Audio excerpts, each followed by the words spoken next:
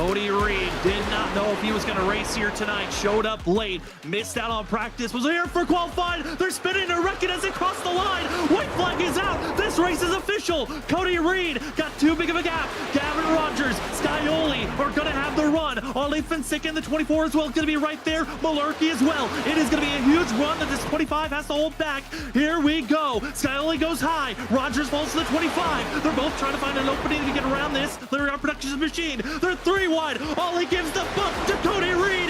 Reed has the run. They're 3 wide behind. Cody Reed wins.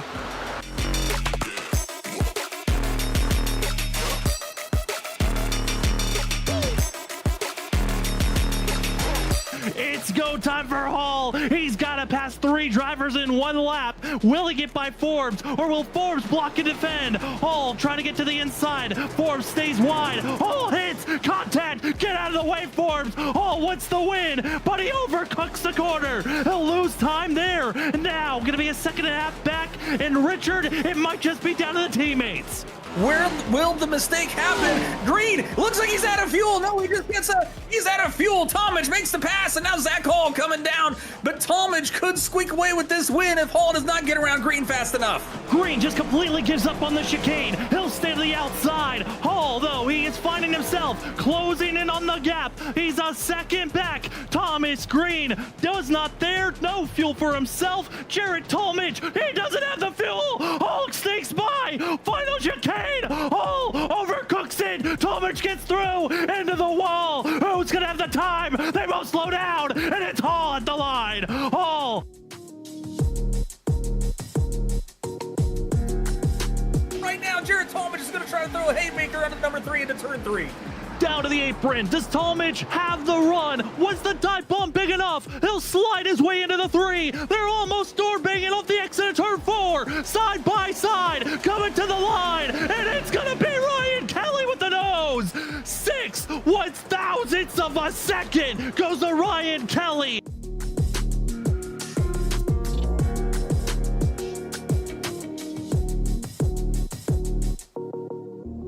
Benjamin Nelson, Cody Reed on the inside groove, but it's Christopher Wade, Shane Terrian gonna be leading the middle and the outside lane. Well, Christopher Wade, he gets tapped, spun, is the 53. It's down to Zach Hall, Benjamin Nelson, lock yourself into the next round. The 79 to the outside, Zach Hall in the 32 on the inside groove. Could Cody Reed be the stealer? Inside, down to the yellow line, Cody Reed steals it at the line.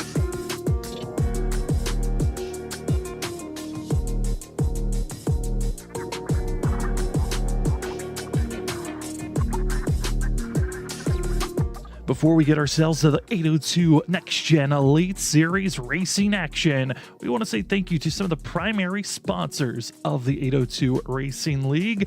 First and foremost, thank you to 802 themselves. Thank you to our post-race show sponsor, Riptide Radio.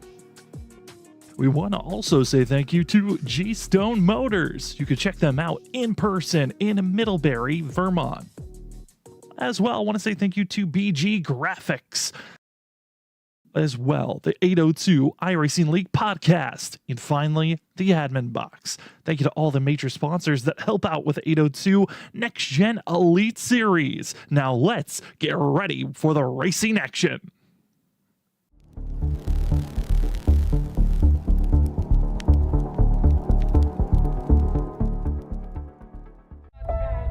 Motorsports and racing cars is a big part of the heritage here at G-Stone Motors. Todd and I have been racing each other for years. I love the one-on-one competition. It comes bottom line, we're all behind each other and support each other with everything we do. I think that says a lot about our company's culture. I'm Vince Quinville, Service Manager at G-Stone Motors. G-Stone Motors, your family Ford dealership, Route 7 South, Middlebury, Vermont.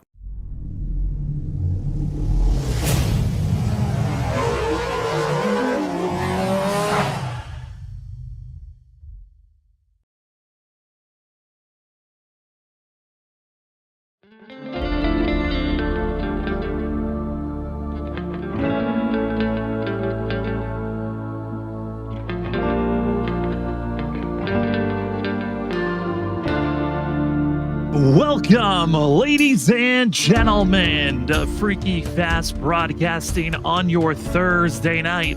Tonight, we give you the coverage of the 802 Next Gen Elite Series.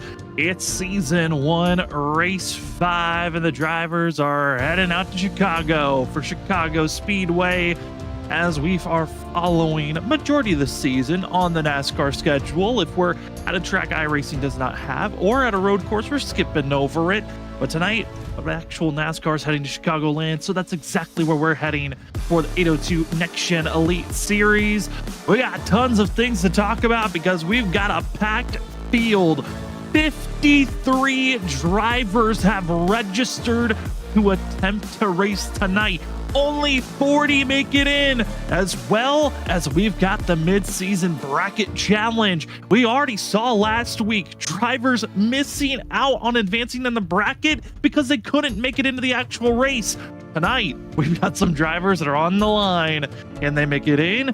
We'll find out. But we're happy to give you all the coverage here on Freaky Fast Broadcasting for the Deep Dish 195 from Chicagoland for the Next Gen Elite Series.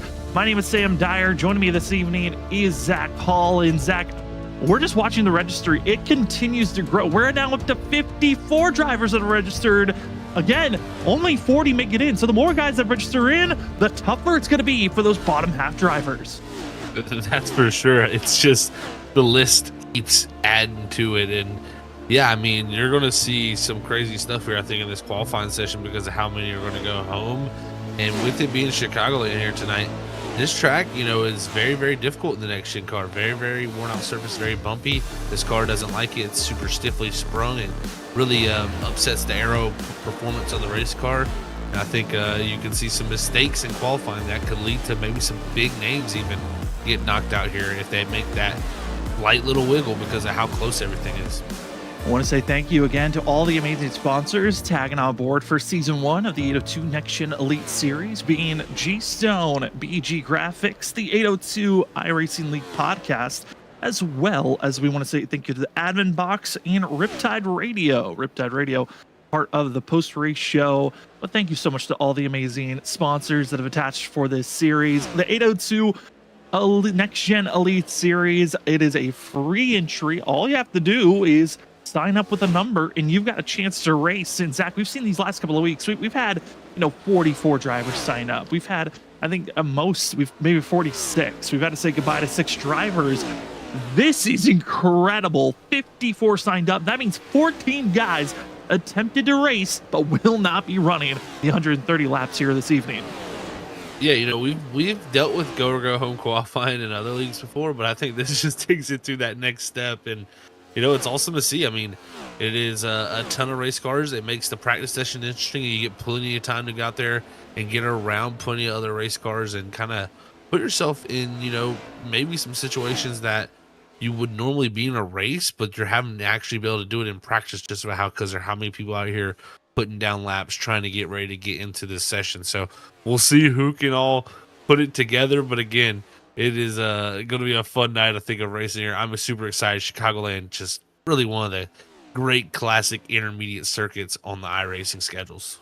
And we're also going to let you know the viewers are continuing to roll in as the night progresses on. But tonight's a special evening for the drivers. It was told to them a little here today. It's patriotic night. So we're going to see a couple of patriotic schemes that drivers are running. Here's one of them. It's going to be Rob Lowell's 21. And you, the fans, have the opportunity to influence who is going to have the best scheme of the night. And whoever you pick can be awarded $10 of iRacing credit. So there's a couple of good ones out there of drivers that have been showing off some of their schemes. I think I really do love that 21.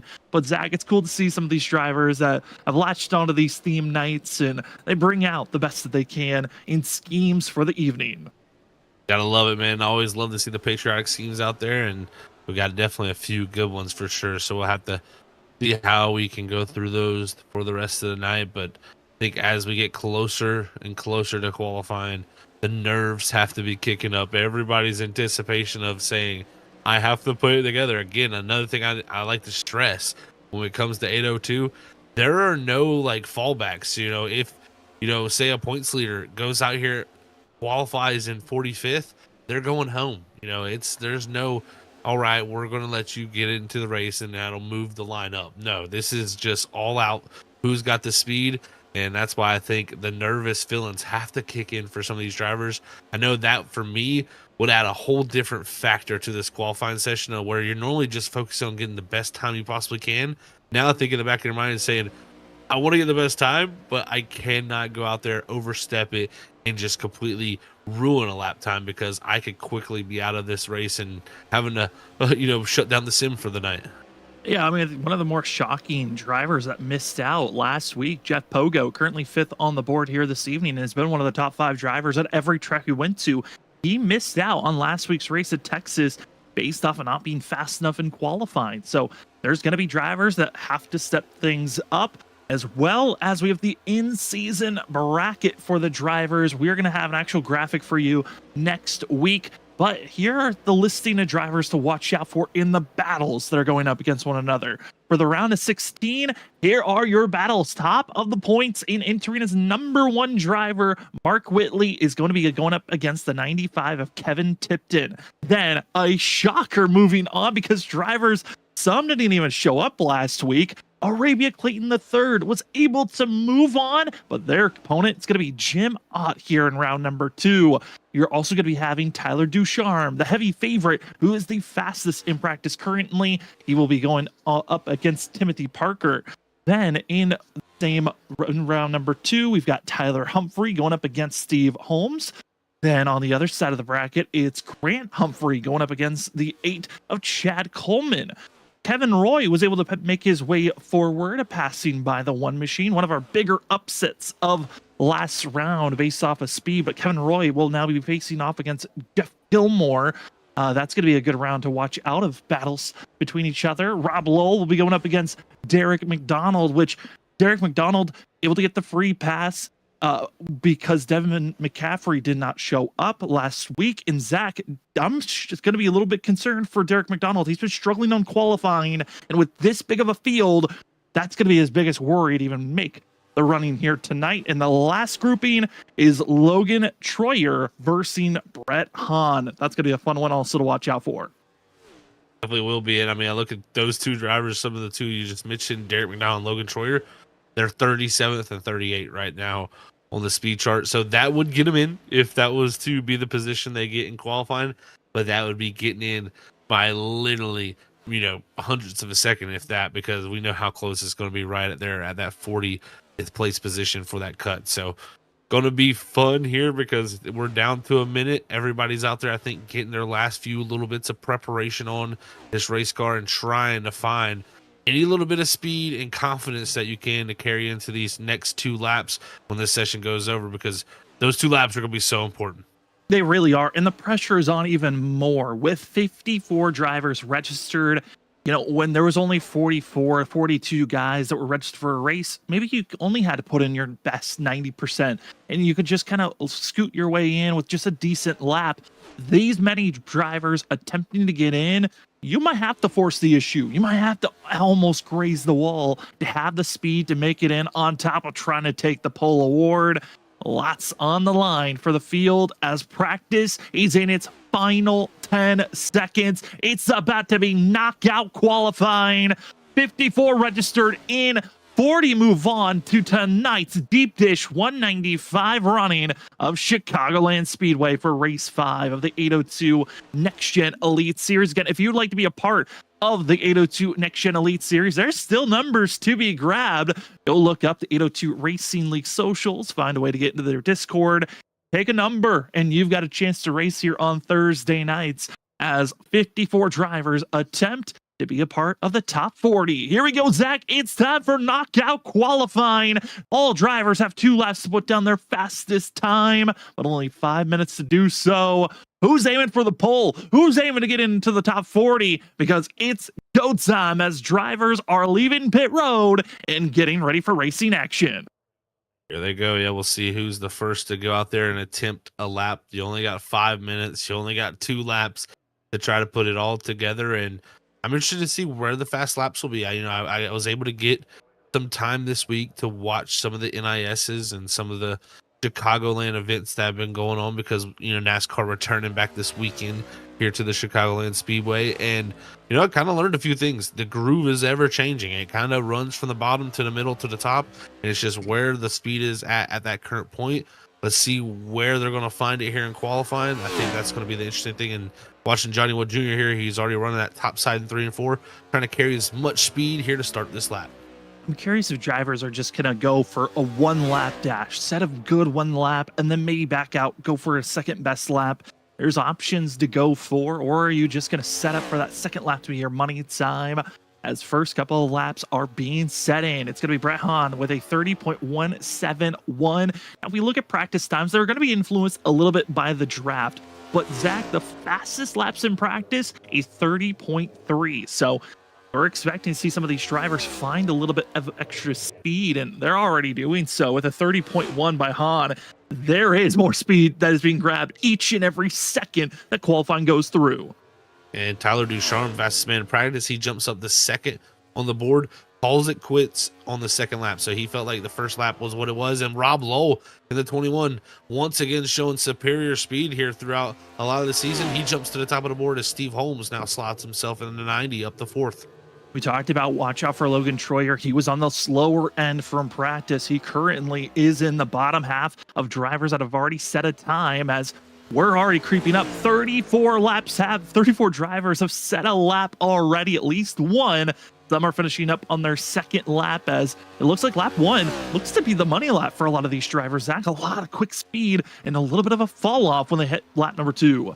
It is looking that way, and I think that kind of even puts the pressure on more. When you have that second lap kind of fall back on to where the tires are kind of in the better condition and just heat wise, better grip, you kind of like that as a driver, so you can kind of build into the lap. But here early, it seems like everybody's first lap being the way to go, as the first few times of 40 drivers are starting to come through. It's like Holyfield, now Timothy Parker. Below the cut line is David Glass. As it ever is changing here, is we're going to have to watch this thing be pretty much a slot machine. And Troyer's on the cut line. He is one of those drivers. Timothy, also Parker on the cut line. Drivers that are in the bracket will not be even attempting to race here tonight, as they are being knocked out already. Over 9 drivers are out of this thing because they finished up qualifying. They're outside of the top 40. That's Stoney Bentfield, as well as AJ Menger, Logan Troyer, Jason, gonna be Arson, was trying to get in and just barely sneaks into the 36th position currently, as we still have a handful of drivers finishing out qualifying. There on the cut line, Chris Progard just got knocked out for himself. Jonathan Smith was not good enough on his first lap. He has been sitting in 42nd. This is a shocker, as Nicholas Sosak trying to get their lap in, as well as Richard Wolsifer. Wolsifer's first lap won't count. He was close to the wall there off of the exit turn number 4. He's hoping this lap will count for the 56, and it will. Good enough for 16th, but Sosak's lap does not count. The 09's out. Josh Leclerc is out in the 07. Timothy Parker in the bracket. He's knocked out, not racing here tonight. Also going to be Dross, Holyfield, Glass, Troyer, Munger, Benfield, Matt Taylor is out. Arabia Caden the third is out. Jonathan Smith's bounced out. Chris Progard and Kevin McDonald is bounced out, but Derek McDonald takes that 40th position. Wow. I'm telling you right now, that is intense stuff. McDonald holding on to it. And I mean, when I look at the lap times, he's a 30.493, folks. Our pole is only a 30.164. That is 0.3 of a second separating 40 cars and 0.3 separating you from going home. That is a small little mistake on the racetrack that can equate to 0.3 on a lap here. That is pressure filled and pressure packed, and the 40 drivers who made it are going to be breathing a sigh of relief. And you move up to the complete opposite side of the field. Rob Lowell, congratulations on taking the pole, and Brett Hahn able to find his way through. And with Troyer out, Hahn in the front pack, he will move on already in the bracket. Congratulations to seeing Brett Hahn on his performance from qualifying. That helps him through way wild qualifying, as now we'll have a little bit of a calm down phase here in warm-ups. letting these drivers have 5 minutes, get any last preparations, got to go to the bathroom, you got to get last laps in, and allows us to take a deeper look of how the season's been so far. We're going to start things off with taking a look at the point standings, as we've seen a little bit of movement, drivers going up and down, but currently it's Mark Whitley in the 77, your points leader over Tyler Humphrey. Scott Simley third in points, with Grant Humphrey in fourth, and Grant Humphrey has been looking very good. He was our points leader for a couple of weeks there, but he has fallen now to fourth position. But it's the main focus is the top 15, and we move down to that 15th position, where we see a couple of drivers that have marched their way in. Tyler Ducharme is in Zach, and that's a big pickup for himself. That it really is. So this is a huge pickup for some of these guys, and it is a league where things can change so quickly. So you really got to be on top of things with how the point standings works. And I think some of these drivers are making some big gains throughout each and every race, and it's going to continue that way, especially the size of the fields we have. Yeah, and we do apologize. The point standings that are on screen are from last week before Texas. So we apologize if that's not right. Well, who knows? Do we even have the right the schedule? I know that we do have the right tracks, but we'll see if we have Texas results there. We don't. But last week's results was Jem Ott taking the pole award and having a very good run for himself, and Mark Whitley coming away with the victory ultimately last week at Texas. But Zach, we're still in a pretty good running here. We are in the middle of our mile-and-a-half split. It was 4 races at the mile-and-a-half. This week we're at Chicagoland. Next week we head to the current Atlanta Super Speedway, which is going to be our first Super Speedway taste. I think I'm excited for that one, before we have North Wilkesboro, and we finish off our mid-season bracket at Indianapolis before we get a break at the end of the month. Yeah, it's going to be fun with some of these races we got coming up. We talked about it before, I think, some of the other weeks. Kind of a interesting little balance back and forth between different tracks. You got, of course, Echo Park next week. That's going to be, like you said, the first Super Speedway action we get to see. And with the fields we've had, the sizes, it's going to be crazy action there. Of course, then North Wilkesboro, 40 cars there. You can only imagine. And then Indy, of course, like you said, in the bracket. And then once we come back, it's kind of like a short track stretch. So it's going to be really fun to see how that works out. And a little bit of a flow state out in chat, as we're so appreciative of everyone that's out there. Again, we will try to do a little running through the field, get a sense of some of the patriotic schemes. You, the viewers, have the ability to vote. If you see a patriotic scheme, you're like, I think that one is the best out there on track, please let us know what car number that was or driver, so that they have an opportunity to be on a list that we'll vote on who had the best scheme, and whoever wins that best scheme will get $10 of iRacing credits. So we appreciate you all being out there in chat, watching and viewing. The madness has only begun. Qualifying's over. 54 attempted, 40 have made it to tonight's deep dish 195. Tonight's race going to be a crazy one. But Zach, curious on your thoughts. We're going to do something of a pick'ems. Who are some drivers to watch out for? I think we've got, now with qualifying over with, we know our 40 drivers. I'm going to let you start things off. Who's your car number and driver that you're hoping to see into victory lane here this evening? I am going to go with the 16 of Tyler Ducharme. I just got this weird feeling. I think the last 2 weeks, he's been such a threat, of course, getting a victory the week before. And he is going to be, I think, right up in the mix again. I mean, he's been caught up in the mix of other people's mistakes and had to go to the back, fight back up to the front. I think this week here could be the first clean race for him, and he may be able to just keep it up front and navigate to another victory in the bank for him. I'm going to go with a different driver, the 97 of Jeff Pogo. And the 97, the reason why I think he's going to be going with a little bit of a changeup. After missing last week, I think the 97 might be that driver that can go for a rebound. I mean, Zach, you missed last week's race based on qualifying. There's a little bit of urgency to run better, and I think Jeff Pogo might be that driver to watch out for here this evening. He's starting a little bit deeper in the field.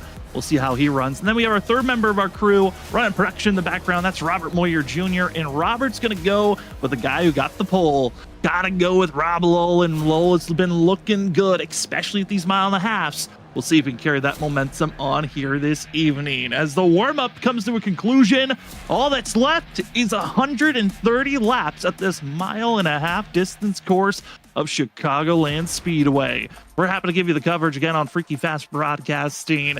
It should be a fun one. We're happy for everyone joining with us here this evening as we'll go through the rundown of the 40 drivers that made it into tonight's race. Starting on top with the pole award, Rob Lowell in the 21 will start up front. To his outside is Brett Hahn in the 71. Third place, we see Grant Humphrey and Tyler Ducharme in the 16 and third and fourth. In fifth, it's the 90 of Steve Holmes with Devin McCaffrey in the 29 Pirates machine, gonna be in sixth. Seventh, we see Steve Ritter with Keith Ayers in eighth position for the 42. Scott Simley in the 33 will be starting in ninth, and to finish our top 10 debut race, it's Maddox Beard in the 08 machine.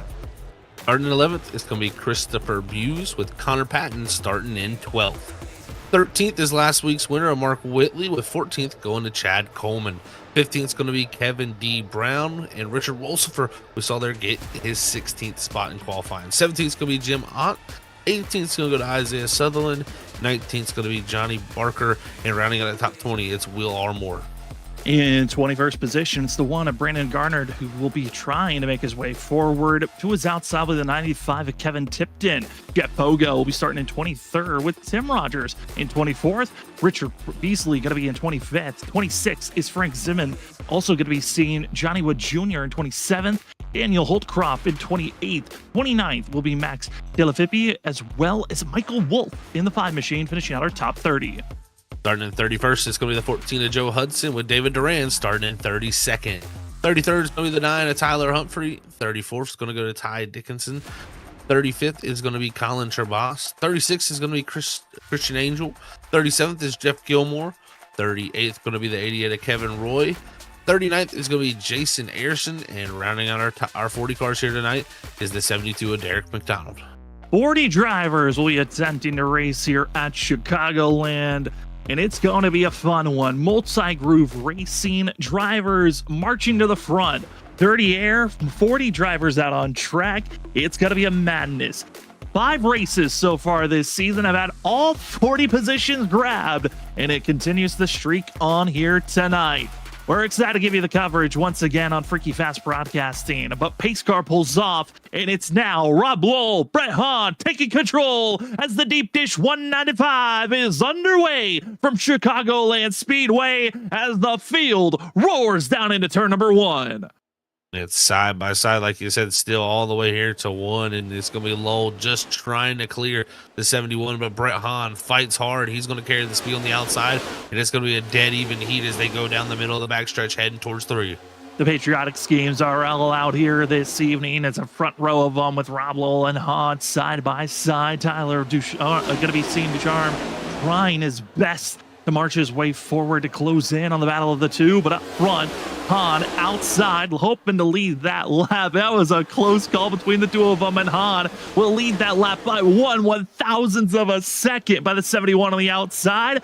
So showing there is strength already up there as the 71 now fully commits and takes the lead. Seeing from this week during the NIS, everything I've seen, that outside line looked to be, in my opinion, the most dominant of the lines, and when it came in, it was great. As look at this up top, Devin McCaffrey 3 wide up top. Is Scott Simley in the 33 on the in the middle, and here's the debut of Maddox Beard. He's right in the action here in the 08. Maddox Beard going to be in the Skittles machine, the 37 of Connor Patton ripping the top in the purple Pirates RC machine. It's going to be seeing the difference of the Pirates machine. It's going to be a little bit of a teal blue happening up front. In second place is Devin McCaffrey is now moved into that position, but already 30 different lanes being utilized. And Zach, I know you had 3 big points to watch out for, key moments and key factors of this evening, as we'll bring those up on what these drivers are searching for in the early going in throughout this race. Yeah, Chicagoland is a place where it is so tricky, and one of those tracks you really got to work your best to figure out how to manage around here. And one of the things that I think you got to manage the most, and I think will be a long talking point not only for these guys here tonight, but will be also for the Cup Series when they come here in the real life this weekend, is that bump in the center of 3 and 4. It is so bumpy down there. There's like 2 or 3 bumps due over that tunnel that this next gen car, especially with how the diffuser works, with how the stiffness of the springs are, it is a very treacherous zone for sure when it comes to a racetrack. Also, I think another key point here tonight is keep up with the race line that's fastest, because again, it's going to change. You're going to see guys that are fastest on the bottom, guys that are fastest in that second lane, guys that make the very top work, and we're already seeing the passes being made all around through all the different groups. So you got to keep up with that throughout the night. And then clean air is king, in my opinion, because you have so many lines to run. If you have the ability to go to a different line to get clean air, always take advantage of that. It's not only going to help the tires, but it's going to help the speed of the race car also. As drivers are ramping up, Devin McCaffrey has taken the lead for the 29 machine, and also been a couple of drivers getting loose. You're going to see some smoke billowing off the exit turn number 4, as well as off of 2, and trouble arise for 2 drivers, being Richard Beasley as well as Michael Wolf. Beasley getting loose all on his own off the exit turn number 2. Wolf, what we called back at Atlanta a few weeks ago of aero griefing, where a driver got on the rear end, loosened up that front driver's vehicle. Looks like that could be a factor to watch out for here tonight if drivers get a little bit too close, as battling for the lead is starting to ramp up again, and that's going to be Keith Ayers in the 42 that is starting to close in on the battle for second in as well. It's Connor Patton. We're about to see 2 pirate machines up inside of our top 4. Oh, we are, man. Connor Patton has been flying up there in that purple 37 machine right there, and great job by Devin McCaffrey also. And I'm interested to see, some of these guys kind of flying up through. Are they using up some tire here? How much are they hurting these tires? Are we going to see a good swing here at some point for them where, their cars start to fade away? Or are they just feeling the race trim condition better than what qualifying felt? Another driver who's moved up pretty well. Most positions moved inside of our top 10 is trouble in the back. And that's going to be Derek McDonald, who was the driver who made it in. Finds himself getting loose off the exit turn 4, and that is what will bring out the caution. The 72 trouble for himself, and all the work to make it to the running here tonight. Caught up in a wreck just within the first 10 laps. I don't know if we can get kind of a close up on like the front end looking towards it in the slow-mo, but you can see right here, he goes to the bottom of 3 and 4 over those bumps in the tunnel, and the nose just starts to bounce a little bit, a few times. And as that starts to bounce, it just upsets the platform of that diffuser, taking it off the ground, losing grip. And you can't stay on top of that. It'll quickly equate to what we just seen there with Derek McDonald, a just big moment of snap oversteer. Gotta love the fact that we got virtual racing. Allows us to take a closer look from these different angles, as we could place the camera anywhere we really want. It's going to be off the exit turn number 4. That's off of 2 onto the back stretch, down into turn number 3 here. 72, Zach, I mean, already kind of seen it already, but right here was what you were talking about. Yeah, right here, you're going to see that nose just start to like dip, and you're going to see he's already stepping out as the dip happens, and it's just a continuous effect. And from here, these cars, this is probably the hardest part about the next gen. Once you get sideways right there, this is what it wants to do, because you want to kind of, fight that instinct of counter steering, but it's so hard to do because when it grips up, it just hooks so hard right in the next gen a lot of times, and you get these big smacks into the wall head first. And that is, I think, something we're going to see continuously throughout this season, with people just getting into situations where it's hard to get out of. Car's tendencies, trying to turn right to go left, doesn't always work out, especially in this vehicle, as multiple drivers heading into pit road gonna get some service done for themselves. But I know chat, they are loving the 29 as well as the 9 machine. Those are kind of the 2 schemes of note that people are rooting for in chat currently. We also have a update. Here's that 29 of Devin McCaffrey leading this race, as well as the 9 machine of Tyler Humphrey. I know this is Tyler's kind of default scheme, but it's so fitting for a patriotic night, so it works out for himself. Talking about brother of Tyler Humphrey, that's Grant Humphrey, as the 48 machine missed the gridding, was disconnected with packet loss, has gotten reconnected back into the race, and luckily the 48 is out on track. The only problem, 2 laps down, as we're kind of just cycling through some of the vehicles, and where they're at is we're getting the 1 to go presented by the admin box for these drivers. It's going to be a quick turnaround for these drivers to get themselves rolling, as there's the Coca-Cola Patriotic 88 driving team. And gotta love the fact that we're even throwing in different sponsors with that red, white, and blue and seeing some stars on the side. Definitely love to see that, man. That is some cool schemes out there, and we'll see how some of these guys can, of course, rebound. You like you brought up about Grant Humphrey. I think the 48 always a factor we've seen so far out throughout the season. The both Humphrey brothers, and if you can get back on that lead lap, don't count out that 48 for being a factor at some point. But now with this restart, let's see if the tires can fire back up, or do they have any issues. Up front, being led by Devin McCaffrey, will be starting on the outside. Keith Ayers will be in second position on the inner groove. You got Brett Hahn as well as Connor Patton, Scott Stimley, and Kevin D. Brown. Kevin D. Brown, one of our bigger movers, up 10 positions from where they qualified. Other drivers in the mid-pack, they've moved up just as quickly. We'll see where the transitional phase will line up as green flag is back into the air for the deep dish. 195.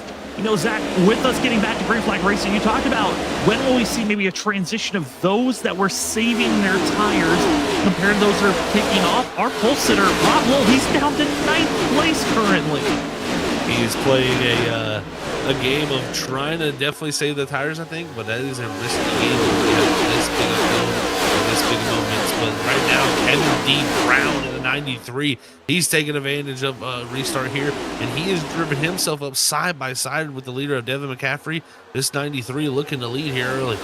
Kevin D. Brown was looking for a chance to run in the league, found his opportunity to run here tonight, and seeing this 893 machine rip it to the inside, up 14 positions. He is not waiting for anybody, as trouble gonna be Keith Ayers sitting down to the inside for himself as they're 3 wide heading down into turn number 3. The 42 luckily kept it off the inside wall, but major loss from inside the top 5 to now outside of the top 35. But here's the madness, the chaos. It's drivers looking for everything from 4th on back.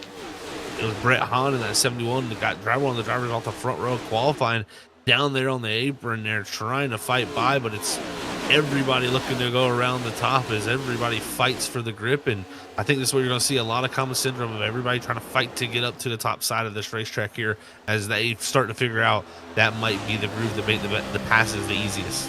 Oh, don't make too much contact, as seen Beard getting very close to almost spun around off the nose of Simley as they continue to race on. That Skittles 08 team trying to make the outside work on their debut race. Maddox Beard looking good, and it's always fun. Each week we've seen new drivers 4 to 5 coming out to make their debut, and there's always a couple of them that just want to show out immediately, say, hey, I've got speed in the early goings, and they try to push forward. And that's what we're seeing from Kevin D. Brown as well as Maddox Beard. They're giving us a show already, competing with some of the other drivers that made their debuts just a few weeks ago. So it's been fun to watch some of the new names come in and learn. Caution.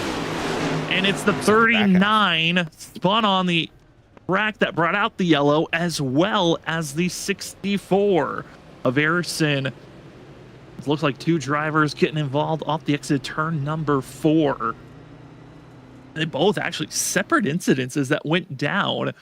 Both got loose off 4, but both had 2 different destinations where they finished off their spins at the end of that caution. Exactly, Sam. Yeah, it was kind of like 2 separate things, but like you said, the exact same, just in different spots. So right here we're watching Harrison, and then we'll check back here to see how this works out for the driver behind that spins out. And again, it's these bumps down here in 3 and 4. It's, you know, it's not just in the center of the corner, it's really located everywhere, even on entry, and both of them just getting really loose late into the exit. And I think even they're a little maybe even spooked by the car spinning up ahead, is that 39. Luckily though, there's enough time, everyone recognizing avoid the smoke, you'll avoid a wreck, as the 639 comes to a halt.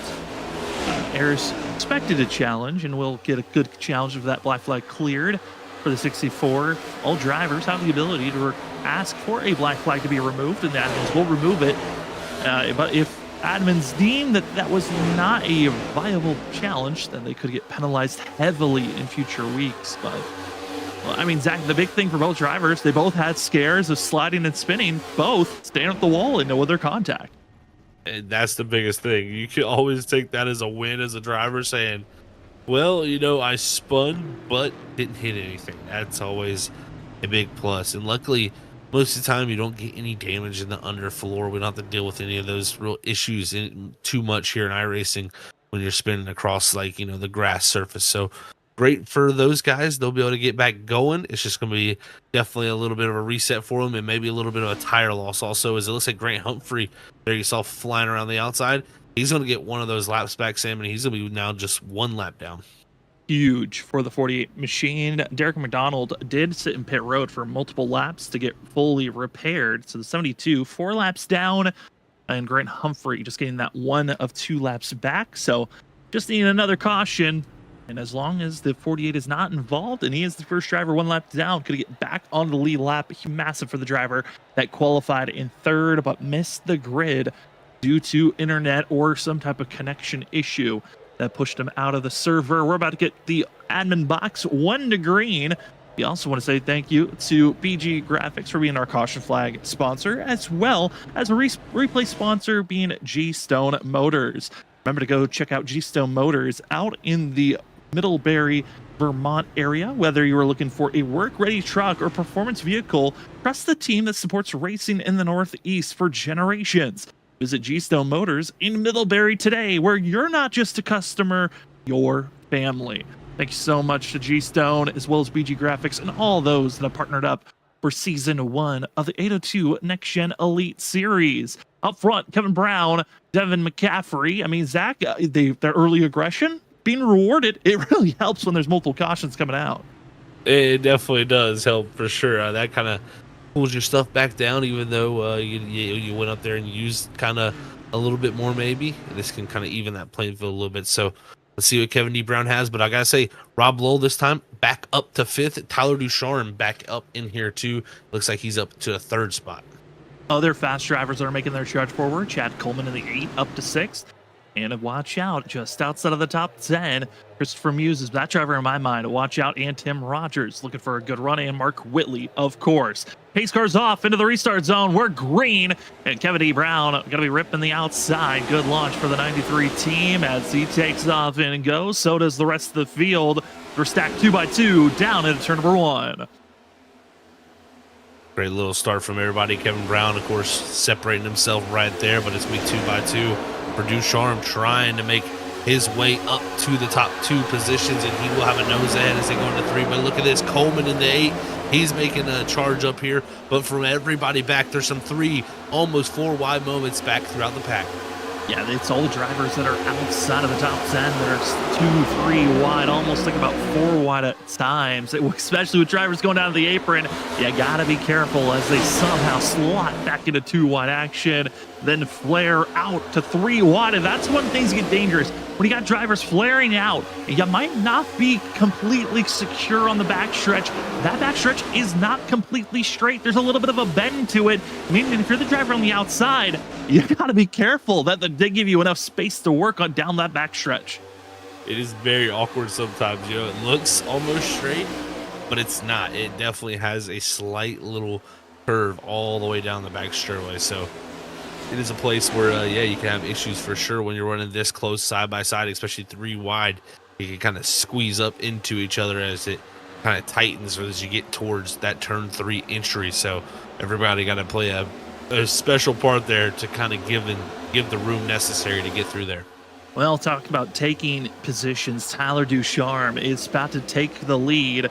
The 16 has waited for their time to pounce. Had 2 cautions, settled into where they felt like a comfortable spot would be, and now the 16 looking for an opportunity to take this top spot as the rest of the field still dashing to move forward. One driver, though, trouble on the backstretch. That's going to be Jim Ott for the 4 machine as he has a big loss getting loose on turn number 2 as the rest of the field scatters right on by. But, oh no, trouble, and that's going to be seeing Ritter and a few others scattering, and oh my goodness, the 61 and whoever that was, I believe that was Ayers, just skating through as you see Connor Patton and a couple of others trying to get rolling. I think it's going to start around the 37 of Patton. It's going to be the first one around as we're Looking at a little bit here at the 61, you can see up top there, yeah, a little contact from Beard into the back of the patent there, and that's going to catch out Hahn and also Ritter. But look at everybody. I mean, that car on the inside, that was so close. I believe that was the 42. Keith Ayers, that was that close driver. That was one of those the Dollar Tree. I know there's two of Dollar Tree patriotic schemes. It's Ayers and Will R. Moore, both running almost identicals. They just got to change up the numbers. I know it looked a lot scarier from the point of view that we had. There's the smoke.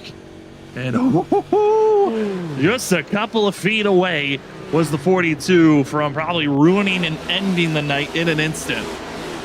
I don't know if anybody's ever seen the show Seconds from Disaster, but that was Seconds from Disaster right there, because he did not really see the car. It's hard to do sometimes. Sometimes the iRace and smoke is very camouflage. You know, it can be very, very, misleading sometimes. And you're like, whoa, it's there, it's not there. And that was just such a close moment. Look at the car just completely enveloped in smoke, and he just had the dodge left there in the last moment, and that was as close as probably he wants to ever get with that. Yeah, I mean, also helps the fact that you have a driver ahead of you that also ducked low. So you know that's the action you have to do. It's just how far to low do we need to go with that smoke roving around? Well, with that spin and having trouble, Steve Ritter has pulled it into the garage after that spin and has called it an evening. You hate to see that for the 61, who's had a lot of fun recovery pushes to get up front moving forward, but not going to be the case here tonight. But certainly, Zach, the early couple of laps have amounted to a little bit of chaos for ourselves, but it's helped one driver, Grant Humphrey, back on the lead lap, and that's a driver that we know can climb through this field. Oh, for sure. Grant Humphrey has been so strong throughout really the whole season. And, look at his brother Tyler Humphrey, also super strong. He had a really tough qualifying run. He's made his way slowly kind of up to 26. So the other Humphrey brother showing that it is possible to go from like 33rd to 26. So he's gaining spots still there. We'll see what the 48 has in store. But I think the biggest thing is we just need to get some green flag laps for a few of these guys to really find their footing, find their rhythm, and put themselves in the positions they feel like they're going to be here for the foreseeable future. Now, the field was given no stage break. There are no fast repairs, but all drivers do have 3 extra sets of tires in pit road. Some have already used their first set of extra tires, those being Richard Wilsifer and Johnny Wood Jr. 16 laps ago, under one of our first cautions of the night, deciding to opt and take tires. Zach, that's an interesting note because they're not where they even qualify. They're still trying to march their way forward. We'll see how the fresh tires can make their moves with the dirty air around them. A couple of other drivers that took tires to watch out for. Colin Trey Bass back in 31st position, trying to move forward. Jim Ott also back in 35th. A lot of space for them to try to pick up, but up front, it's Ducharme, Kevin Brown, back to green flag action for the deep dish 195, and it's the driver on the outside of Brown, the controlled vehicle with better launch, and following suit is Chad Coleman down into turn number 1. Coleman in the 8 machine looking strong here early, trying to make some big moves. He qualified 14th, 1 spot ahead of that 93, and he's also been on the charge, on the prowl. He'll have Rob Lowell and Maddox Beard up into the top 5 here trying to fight forward. As you see the 81, Tim Rogers, biggest mover of those inside of our top 10, up 15 spots and continuing to march forward. Started 24th was Rogers. He's had a couple of mishaps, but in his mirror, it is pure chaos as drivers are still swapping for positions on where to go. As you're seeing a couple of others find your footing, go forward, and in the middle of all that, that's 97 patriotic scheme of Jeff Pogo. Very eye-catching out there in the middle of this pack. Definitely so. And, Pogo, like we said, didn't get qualified in last week. Now, in this race, going to be looking to make a statement. He's been so quick at our other intermediates throughout preseason, throughout this regular season. He wants to definitely make tonight special. But look at the 3 wide action here off of 2. It might even almost look to be 4, but they're going to double file it out for the time being, as now the 13 dives up the inside. And there's Richard Wolfsfer in the 56. Took a set of tires 19 laps ago. Hoping that could convert forward as Kevin Tipton. Not sure if he wants to run the middle or the outside groove, but that's going to stall out the 97's momentum for a quick second as 3 wide heading into turn number 1. And the 13 staying low. That's going to be debut driver of Max Delafippi, who's trying their best to run forward. Kind of getting stopped by Christopher Muse, but there's smoke ahead, and it's Beard on the inside. That's the 08 Skittles machine. Off track, no, back on track. Caution is out. That is a tough break for Maddox Beard there. Was running top 5 the last time we seen him there. And I think it's just going to be a simple mistake off of 2. And as these tires wear, I think drivers are going to see a lot more of this off the exit of the corners here. Stepping out on that 08, and he's going to go around here and going to lock it down here to make sure he doesn't come back across the field. And good job by doing that, because if he didn't lock it down, he was definitely coming back across and taking a few with him. That seems to be kind of the saving grace of this next-gen car, is if you fully lock down this vehicle, it wants to straighten out or just come to a stop. It doesn't really make a lot of crazy jolting moves unless you are intentionally trying to save it and wheel the car out. But I was just about to bring up the fact that we're now over 30 laps in this race. We're less than 100 laps in. If you haven't pitted already for tires, when would be the time? And it looks like for Tyler Ducharme, now it is. Is Devin McCaffrey also going to be following suit? Brett Hahn going to be heading into pit road. Kevin Tipton as well as Connor Patton. So we got a good half of the pack deciding that lap 33 is the lap to make their first pit stop of the evening. Very interesting decision, in my opinion. The reason I say that is, I mean, yes, this does kind of set them up. If it went green, it would kind of play into their hands, I'd say, for fuel-wise, making this a different strategy. But I looked at someone like Chad Coleman, who's just got propelled to the lead. Before he had that caution, like 1 lap really before that caution even came out, he ran his fastest lap of the race on lap 29. So I don't see really the major fall-off that we're expecting to see here tonight. If the runs do go long in the green flag runs, I just think we've had a little short burst, and every time you get these caution laps, you just cool those tire temps down. And again, if anybody hasn't around iRacing, or if you're not involved with the oval side of the scene, it is all about tire temperature. Tire wear is a factor, but tire temperature is always the number one thing in your mind. And if you can bring it down, cool those tires back down, they do have a little bit of a rebirth. Which is always funny when you talk about you want to cool them down, because you watch it real life racing. You're always seeing drivers bobbing and weaving to heat up their tires in real life. On the sim side of things, we're not perfectly identical with real life racing. I know iRacing, that is their ultimate goal, to be as most realistic as they can. There's sometimes you find little ways to get a little bit faster, as we got our admin box 1 to green. So it's fun to see these drivers on who's adapting well with each update that iRacing puts out on these vehicles, and who is just always has that natural speed to be up front. Well, up front, completely new gaggle of cars joining into the fray. With so many drivers heading into pit road, that's going to be forcing back a lot of those fast drivers. You got Devin McCaffrey back in 27th position, as well as Muse in 29th, and Tyler Ducharme in 30th. Everyone else up front in our top 9 yet to hit pit road. Richard Wolfsfer going to be the first one, but he pitted again 23 laps ago to take a set of tires. See how he gets rewarded with being now up front. Slightly fresher tires than those ahead of him. Or will this be the Coleman and Lowell show, as both of them have been lingering and waiting to finally pounce to get up front? Thank you again to everyone that's joining with us here this evening. It's Patriotic Night. So if you're seeing a scheme that you deem is the best one of the evening, type in the chat what number it is, as we will have a vote at the end of who is got the best scheme of the night to win $10 of iRacing credits. As the drivers are into turn number 1, Coleman, Brown, they look good as the rest of the field stacked side by side up the exit 2. Start like you said there for Coleman, but it's Lowell who lost out big. He drops back to 4th there, and he'll get passed by Mark Whitley, last week's winner in the 77. He's making a resurgence up here, and he is showing, hey, I still got that speed that we all know I can have. Trouble off on the exit turn number 4. Multiple drivers involved, and it's the big one. Everyone piling in, and majority of drivers that were trying to get through on fresh tires, they had nowhere to go, and it all was off the nose of that 64 team.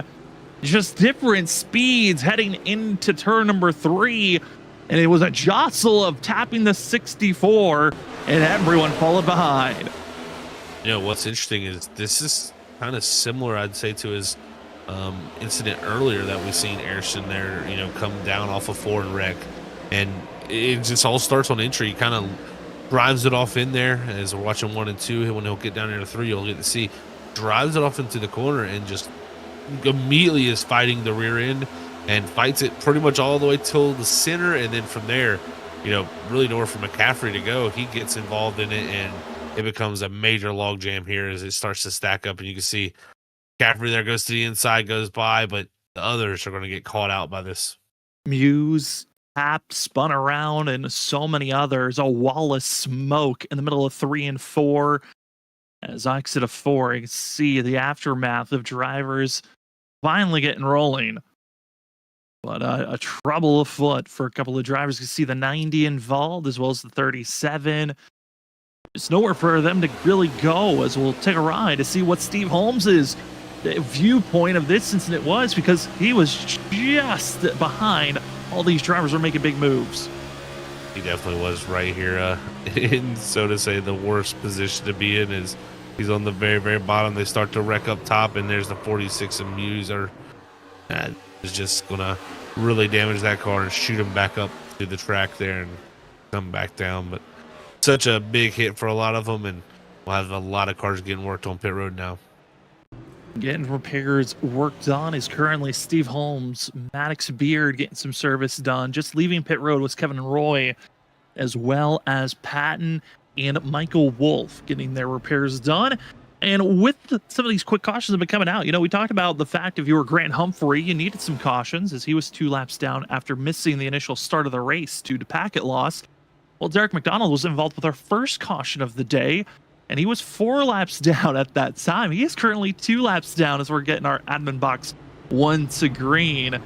But Zach, I mean, Derek McDonald's, hey, it's good to have problems, but they're going to come up early so you can recover for them, because 72 is very close. If some of the competition ahead of him does go multiple laps down, it could be back into the mix. It really can be. And I mean, with how big these fields are too, I mean, all it takes is another big incident and it takes out multiple cars. And we're at the point of the race here where it's still plenty of time, like you said, to make up some lap differences. So we'll see if Derek McDonald can take advantage of some of these incidents maybe and move himself up that leaderboard.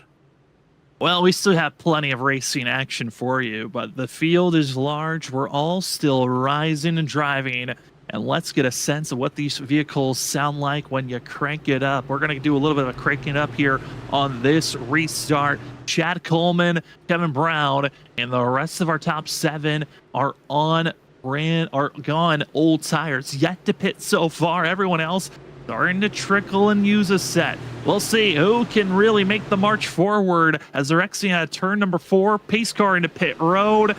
Crank up your volume as the drivers get roaring. Heading down into turn number 1. You've got yourself 38 drivers ready to send it up as we head into turn number 1 now.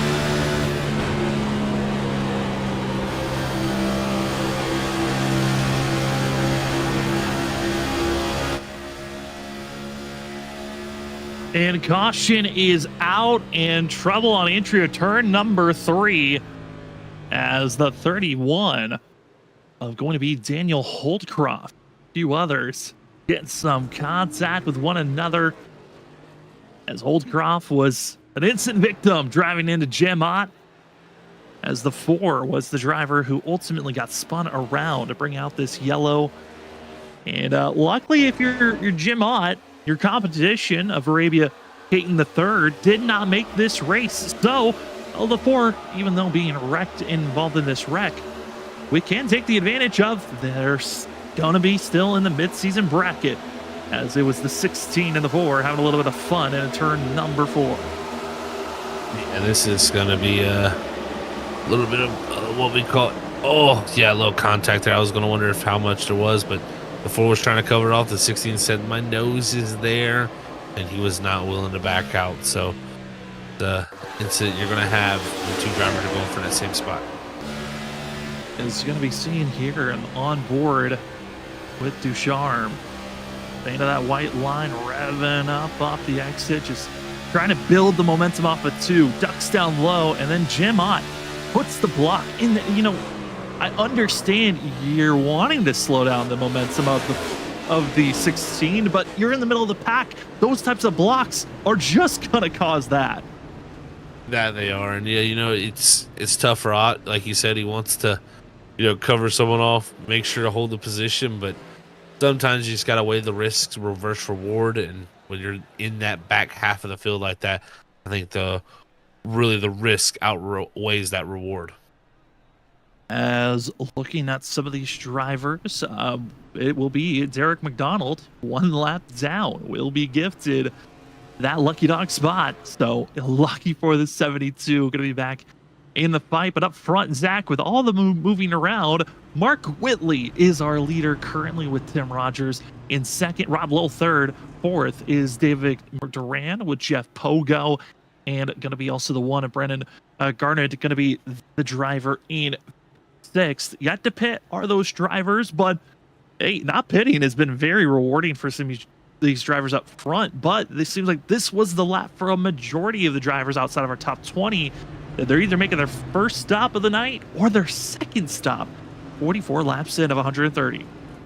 Yeah, I have seen a few 2 stops, so far of people coming down, but looks like Chad Coleman, from the league is the first one to come down. He's going to be 21st. Once it all cycles through, he got 4 tires and got back out there, along with, I believe, also you had Kevin D. Brown come down. So 2 of our top contenders here early going down, put themselves kind of in the middle of the pack. And so right now, we still got at least the majority of the top 6 here that haven't stayed out, then another 3. So only 9 cars who right now, towards the front of the field, at least haven't pitted. We're stacked up and ready to go back to green flag racing. We do have a little bit of an update on those that will move on from the round of 16 of the bracket challenge to the round of 8.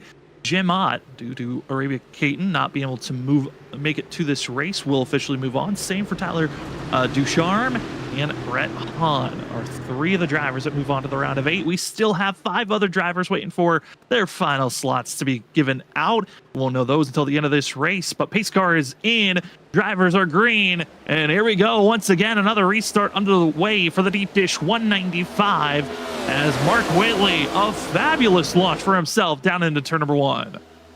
Leading the way for the first time tonight. He's going to love the fill in a clean air out front. As Lowell behind him, our pole setter, now slots back up to second. Tim Rogers in the 81 up to third is David Duran is going to be fourth. And Jeff Pogo up to fifth.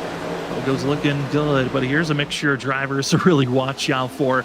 You've got Johnny Wood Jr. trying to make his way forward, but Isaiah Sutherland, the 75, 74, those are the 2 I've got circled up of what types of moves are they willing to make to get up front and make some big passes, as well as newcomer. That's going to be Frank Ziggin in the 62. Yet to talk about their debut run here this evening as they've cracked into the top 10.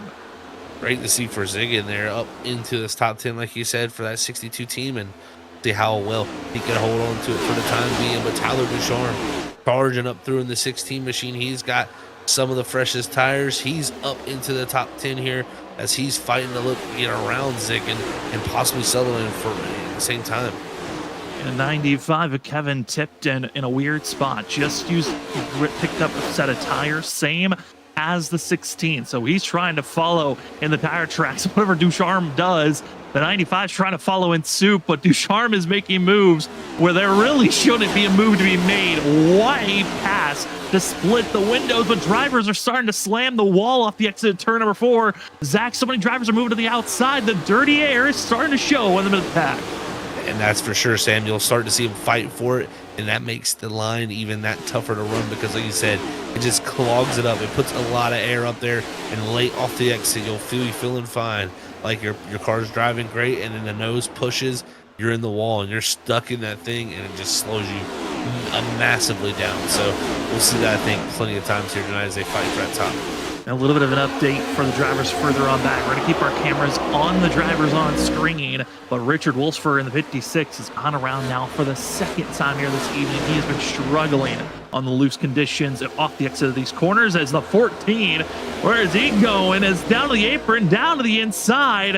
What an awkward moment for Joe Hudson, who's trying to get back up track. No, he's going to come sliding through, coming to a halt. Everyone's trying to get around, and caution is out for a bizarre moment for the 14.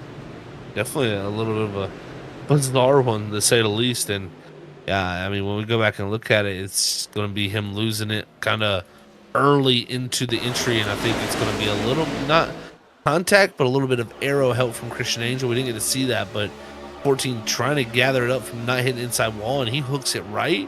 And when he does, he hooks it so far hard right that he is going back across the track, and he decides to lock it down, but it's just too late. We're going to take again a closer look at this. Again, the driver to watch out for. We're going to be the one behind the 14. That's Christian Angel. Angel right on the back bumper. Loosens up the 14, who then dips on the apron. That's when it's a lost cause. If you touch the apron, you have no idea where this car wants to go. And then slicing across to keep it off the inside wall. You never want to turn that aggressively right with this type of a machine. The next gen hates that type of a movement to go right like that. And the 14 ultimately comes to a halt, and luckily everyone able to get by, and there was no one else involved. Just a little bit of wall contact, and Hudson will able to still race on. Still race on, like you said, and interesting call here still for a lot of the drivers up towards the front of the field. Our first 4 cars still not yet to pit. So Mark Whitley, Rob Lowell, Tim Rogers, Jeff Pogo, our top 4, not going into pit road. And I mean, with how many caution laps we've had, they should be able to go still a decent while here before they would need to pit necessarily. So we'll see how this works out. But if we were to say get a long green run, they would be in a tough situation from there because they would have to pit so early into this run. For all those fans that were rooting for their favorite schemes, we so far have 2 that have been listed by the chat. That's the 29 of Devin McCaffrey, as well as the 9 of Tyler Hudson. We have Tyler Humphrey, excuse me, as well as the 21 of Rob Lowell. But we do have an update on the 9 of Humphrey. Disconnected, had to reconnect back into this race, currently 3 laps down. So both Humphreys have had connection errors that have happened here tonight. That's frustrating to have, especially if you're both running under the same internet. I know I've seen that before of siblings racing in the same household, and the internet goes out. One has one issue, and then a few laps later, the other one's out of commission. But this is going to be a much tougher try to get those laps back for Tyler Humphrey, who runs in 37th. There are multiple drivers, 1 lap and multiple laps down ahead of them. As we're about to go back to green flag racing, I mean, Zach, we're not really seeing fresh tires. The only one guy who's made fresh tires look incredible is that 16. Everyone else is kind of taking it easy as they're making their way through the field. I'm curious if this is a strategy call where if you do turn this race somehow into a 1-stop, I mean, it's not the worst scenario if you can find a way to pit less than others and keep this track position. That's for sure. Yeah, I mean, if you can stretch it out to do that, that is the goal, so to say, for sure. So we'll see, if they can do that. But right now we're seeing the 5 pull up here alongside these guys. This is interesting, Sam. I don't know if he's supposed to, I think, unlap himself or something because he is a lap down, but now he's starting to slow down. Yeah, there was a confusion on his black box on where he was supposed to go. The black box is what iRacing tells you to do on your instructions. And it was telling him to pass drivers, then not pass drivers. Ultimately, Wolf asked for an EOL to go to the end of the line. So he is now heading to the end of the line as the rest of the field getting ready to go green as we are back to green flag action. And Wolf and a few others going to be having a passing under yellow because of the confusion that went down.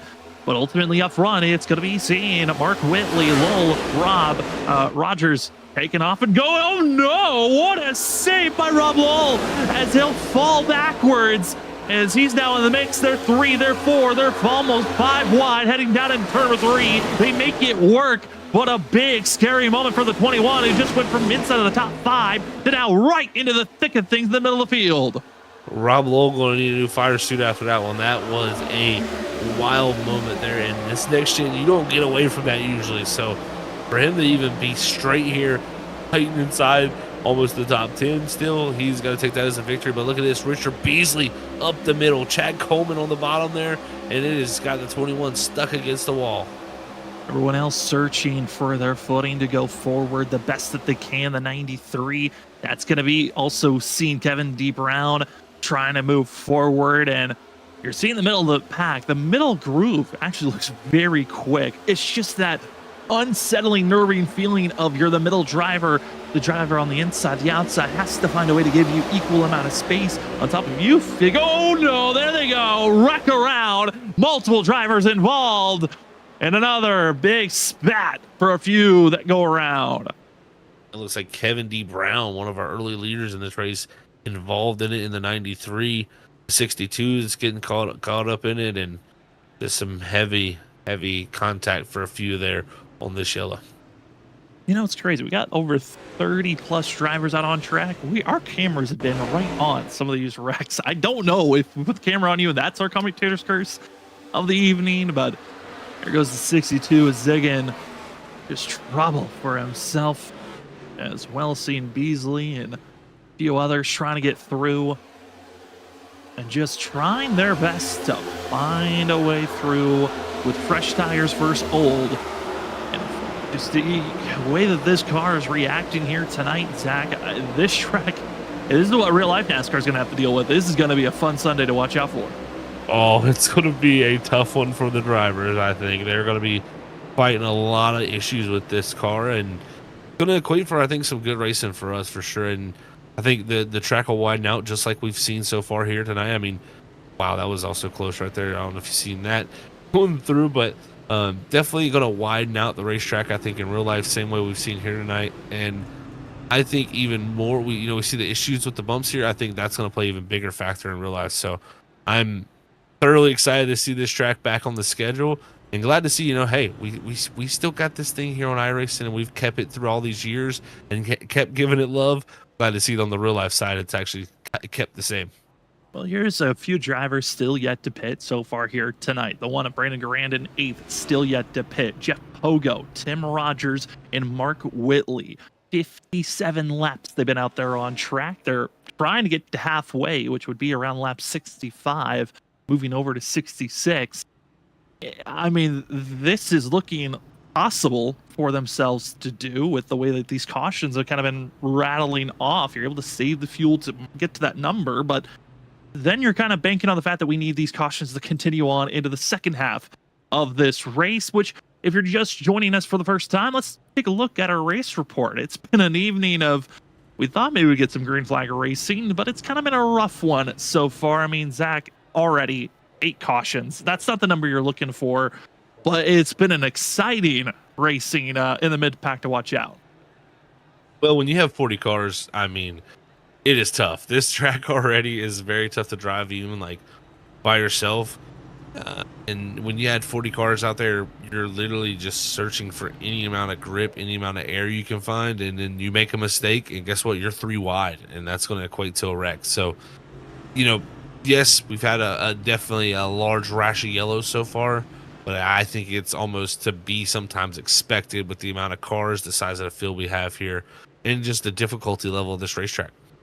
As out in chat, no, Rev, we had to skip over those numbers, so we had to wait until they were gone before we could bring up our race report. As we're on lap 58, still searching for when we're going to see these drivers get ready. Thank you to everyone that's out in chat so far. As here's your weather conditions for the drivers at the midway point of this racetrack. Temp at 92 degrees Fahrenheit, air ambient temperature at 85 degrees Fahrenheit. Wind pretty low, around almost 0 to 1. That's a nice place to be. You know, it's going to be consistent in some factor out there on track. The bumps have been the factor that's been changing everything here this evening, on top of the air movement these drivers deal with all the vehicles out on track. It's time for the deep dish 195 at Chicagoland Speedway to get back underway. Pace car is off. We are back to green flag racing, and it's Mark Whitley, Ducharme, going to be the front runners, and that's 16. I don't think it's going to wait very long. Going to try to get up front immediately as the field dives into turn number 1. I think you're right about that, Sam. He's got the freshest tires of the grouping around him. The next car that would be in the same situation as Kevin Tipton back in 6th. So I think if you're Ducharme, he's going to be looking quickly to get control of this race. But everybody behind him, they're just looking to control their own destiny, because right here, it is a madhouse. It certainly is. 2 wide, 3 wide, Tipton slamming the wall. I mean, there is action everywhere on track, besides drivers touching the apron, until we saw it there from Coleman. Every portion of this racetrack trying to be utilized to maximize your speed, take every position you can. And there's Scott Simley in the 33, one of the drivers that pitted 17 laps ago. Fresh tires underneath that 33 team. We know that he can make some big moves at the mile-and-a-half track. Saw during the preseason, as we had 3 races before the official start back at Michigan, to get a sense of what these drivers had in the 33. One of the faster drivers when we came to these styles of courses, as Tyler Ducharme on 28 lap old tires just set the fastest lap of the race. And you know what's crazier than that? Mark Whitley right ahead of him. He runs his fastest lap of the race on 61 lap older tires, and it's only got 16 thousandths of a second slower than Ducharme. So just show me these caution laps have brought these tires still back into a great window each and every time, and not very used up or built up air pressure for sure. Take your opportunities, take your chances, move forward, and never give up mentalities are in some of these drivers. One of them, the 48 machine of Grant Humphrey. You see him on the inside. What a recovery run for himself. 21st, that's trouble ahead. Driver going around. It's our leader, Mark Whitley. Oh, no. Mark Whitley off of 2. Just snapping loose as we were starting to see more and more drivers losing the rear ends up front. This is all by himself. Maybe a little bit of aero grief, but 77 just coming off the corner and loses it all on his own. And I look back to it like Atlanta. You know, we went to Atlanta 08 earlier in the season to start off. He was leading at one point, had the same exact moment. And if I would compare, you know, Chicagoland really to the surface of it to any place, I would say it's comparable to the Atlanta Motor Speedway, especially that 2008 version. And I think right here, just Whitley caught off guard with how much the rear end was going to step out here. And once it goes, it's gone. Mark Whitley, that is not a moment that he wants to have for himself, challenging the 95 Kevin Tipton. That's the in-season bracket. There's a few challengers going up against one another. You also have Tyler Humphrey and Steve Holmes going up against one another. That one's an interesting one because both drivers currently 3 laps down. The only drivers 3 laps down back in 36th and 37th. That's a fun battle that is happening live. Other battles that are happening. You had Graham Humphrey, Chad Coleman challenging one another. Kevin Roy and Jeff Gilmore, as well as Rob Lowell and Derek McDonald, which McDonald just getting back on the lead lap with the most recent caution. So a couple of these mid-bracket challenge for the round of 16 underway still, as pit stops. Everyone who is yet to pit heading into pit road now. We're trying to get those pit stops done for a few of those guys, like you said, who haven't pitted yet. So they felt like this was the time to do it. And this is in that region of when you would want to come down, really. I mean, it's right around the halfway point here at lap 65 that we're going to be coming to. So we continue to get these cautions. You should be in straight position, in my opinion, still to make it easily on that one stop there. So we'll see how that all works out for those guys. But Tyler Ducharme, he's going to gladly take, I think, control of this race now and say, well, Whitley, I appreciate it. I thought it was, it probably like it was going to be a tough task to get around Whitley. Well, he makes the mistake for him and allows Ducharme to quickly take control. Is back on, and there's a chance. See what some of these drivers that pitted under our last caution 7 laps ago, being led by Will R. Moore in the 43, Christian Angel back in 13th, as well as Keith Ayers. There's some challengers in the mid-pack that are going to try to move their way forward. Other drivers as well. Watch out for Richard Wolsifer, as well as Devin, going to be Daniel Durand and Ty Dickerson are going to be the 3 that I think could be the most unique ones of how do they push their way through this field. And the driver on the oldest set of tires currently, Johnny Wood Jr. Last pitted 54 laps ago, currently runs in second. 75, hoping for a good run here. Zach, certainly it is not over yet, as we have just gotten past the first half. We're entering the second half of this race. Been a long 65 laps, but it certainly has been a good one as the sun is starting to set. The lights are about to click on, and the drama most likely gonna heat up as well as the field is side by side about to get back underway. Again, if you've got a scheme that you think is worthy of being placed as your patriotic scheme of the night, put down the car number that you're rooting for, or if you got multiple cars, that's fine. You can put multiple cars in. We're gonna have a vote at the end of the race of who's got the best scheme of the evening that could win a little bit of iRacing credits as Tyler Ducharme and the rest of the field is back underway as they head down into turn number 1. Kevin Tipton trying to put the pressure on Johnny Wood Jr. He's got those older tires. Looks like Tipton will take advantage of it as the rest of the field here trying to slot and make their way off of 2, but everybody's bobbing and weaving here, knowing they may not get the green flag laps that they might want, but they have to make these moves quickly if they want to gain track position. Get up front, challenge fast, and hope that you've got yourself in line as everyone squeezes up to that outside wall immediately. And Zach, with the nighttime conditions about to start up, we know that outside row is going to be where you want to be all night long, and we're already seeing the transition off the exit of the corner. Everyone's searching to keep their momentum up off the exit. Oh, no doubt. Everybody's definitely searching for that, and I think one of the most impressive things is some of these guys on older tires like Johnny Wood Jr. just fighting and clawing his way to hold on for the time being. But I think you got the likes like Scott Simley, some of these other drivers like Chad Coleman, Max DeFlippy, coming through on some of these newer tires. They might have an opportunity to come up here and challenge the likes of Tyler Ducharme. Seeing some of the fastest laps being clocked in the mid-pack. There's Derek McDonald having fun racing with Ziggin, as well as seeing Connor Patton. Patton talking about the preseason racing. 37 certainly had a lot of crazy moments, had a lot of speed underneath them, but the trouble was surviving and making it to the end. And, having that no give up moments. A couple of drivers are showing it. He's one of those Harpoon design drivers, as Jonathan Smith not able to make it in. It was just 2 of being Angel and Whitley that made it into the official race. Dickinson, haven't really talked about the 67 at all here tonight, Zach, but one of the drivers that made it into the running currently runs in the top 15, and what a good sign for the 67 who qualified trying to get in 34th position. Did a great job of getting in the race, and now right here in the middle of the pack. And like you said with Christian Angel, I think we got to give him a huge credit because he's kind of drove his way up through, and he had a lot of speed at Texas. Almost had the speed to win that race last week over his teammate Whitley, but just had to settle for second there late in the going.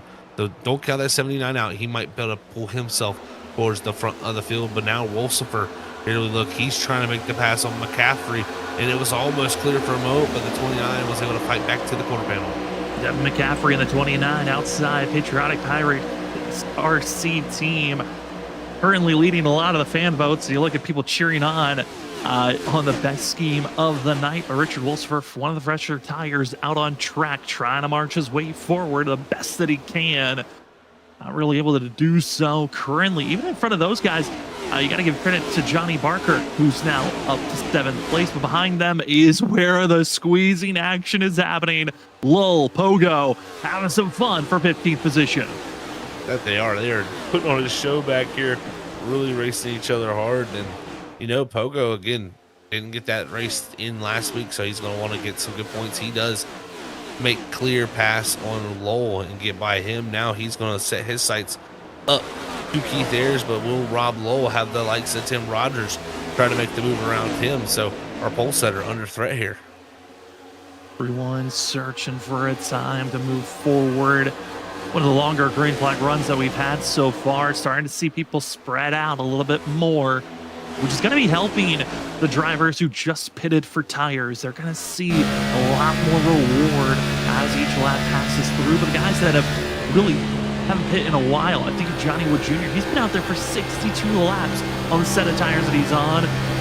Concerned for him on how this running is going to hurt him potentially, but driver into the grass, and now might be coming back up on track. It's the 13 and Max Filippini, who is hoping to stay low. He will, losing time, losing ground, but just absolutely carving up the grass, and finally we come to a park, and yellow flag is out. But up front was the 13, and into the grass he goes. Another self-spin cleaning action brings out another caution here this evening. Like I said, another self-spin here and just losing the rear end of this race car, and it's been a common syndrome, I think. Very loose race car here tonight, and guys have fought this throughout majority. As you see off the exit of 2, he's almost making the pass here on Scott Simley. They both got even set of tires here. So DeFlippy trying to make some good moves here to get past this 33, who we know is a strong contender.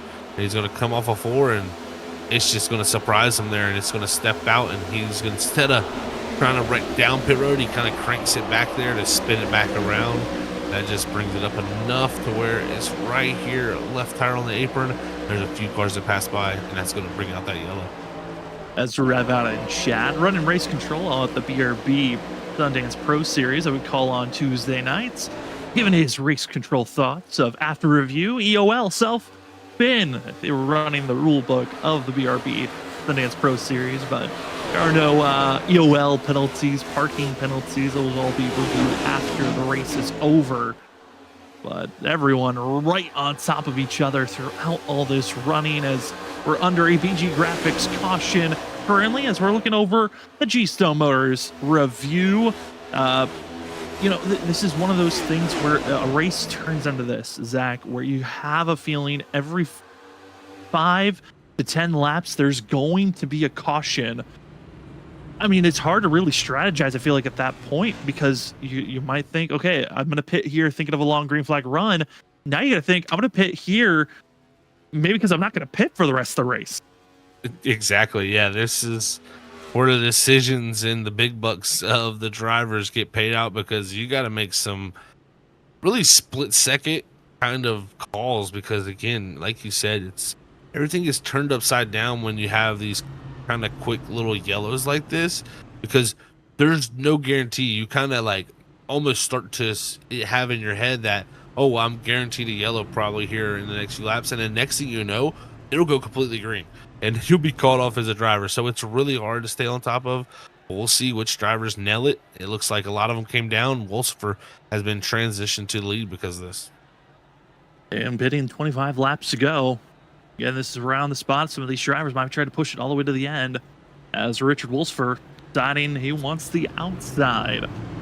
As the field gets ready, it's your admin box 1 to green. Everyone that pitted was back around around position 13 on back.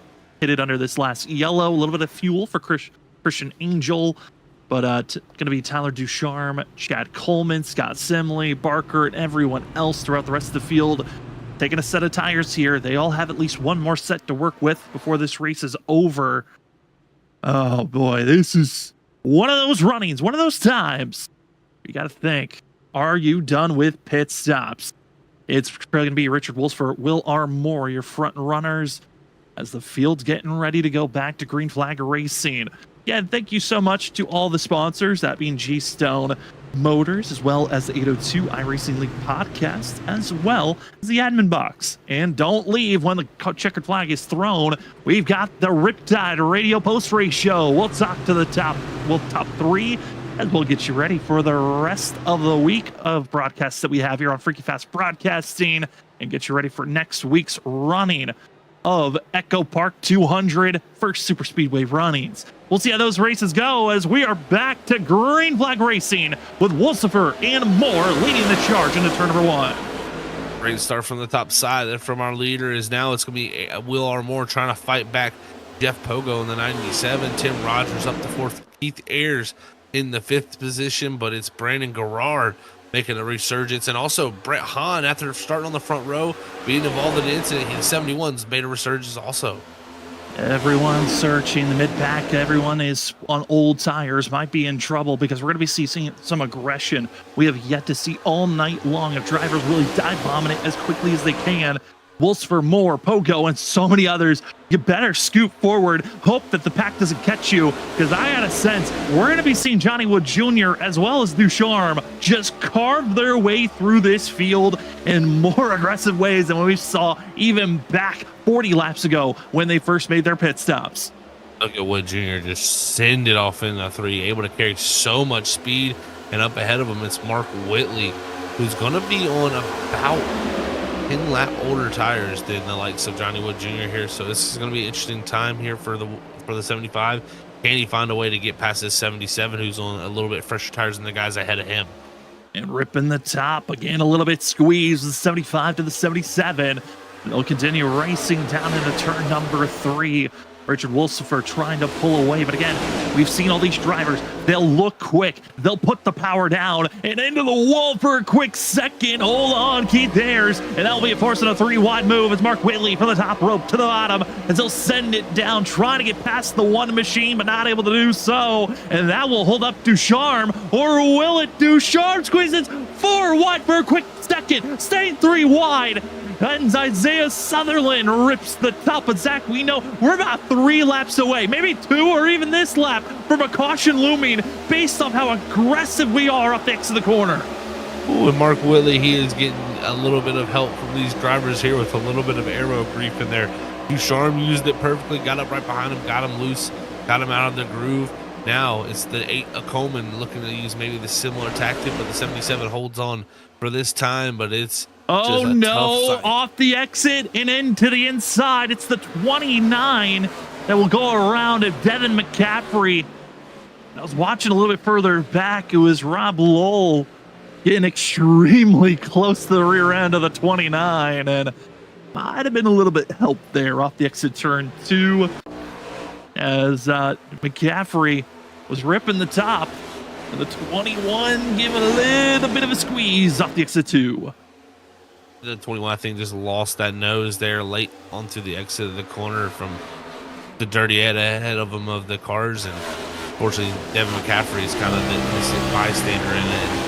I don't even know if it was necessarily contact, but it definitely was enough to be close enough to affect the rear end of that 29. As we are under a BG Graphics yellow flag, you're watching the G-Stones replay. He's watching off the rear end. You can just see how close. I know Lowell is saying that he feels like there wasn't any actual contact as drivers are able to communicate over iRacing's radio comms, and they also can message throughout texting each other as well. Multiple ways so you can communicate live to help drivers get quick assesses the moments between each other. And, you know, with the 802 League, Zach, this is still crazy to me. We've got over 40 drivers that make it into the race. We've had a total of over 60 plus drivers attempt to make these races in the past, or just trying to make at least one race so far this season.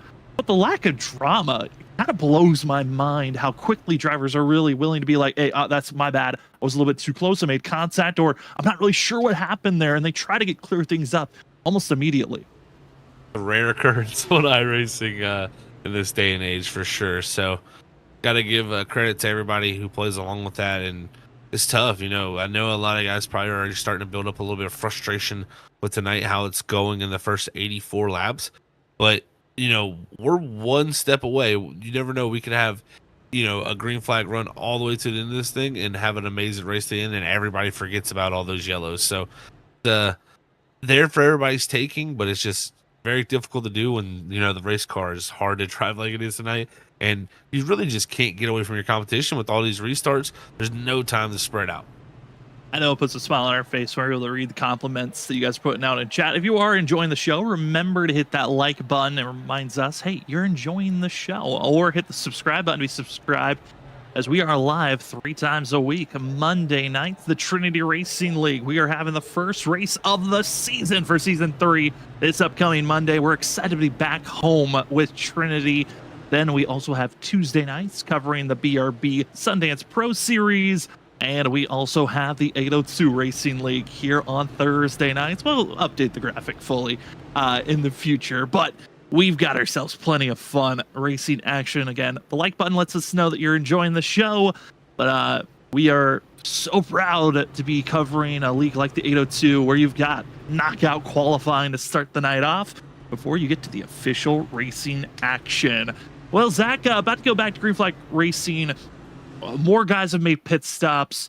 More are making their choice that this could be the final stop of the night. This is the headache portion of the race, but how do you even get ready for this type of a restart when you still have so many more laps to go? We got 45 laps to go in this race. It's hard to, reset here each and every one of these restarts. It's kind of hard to forget what happened on the last one. So I think the biggest thing here is try to do your best to just make sure you survive these restarts. We know how it's been so far. This has been a tough night for some guys out there. Make up for that and get through everybody else's mistakes.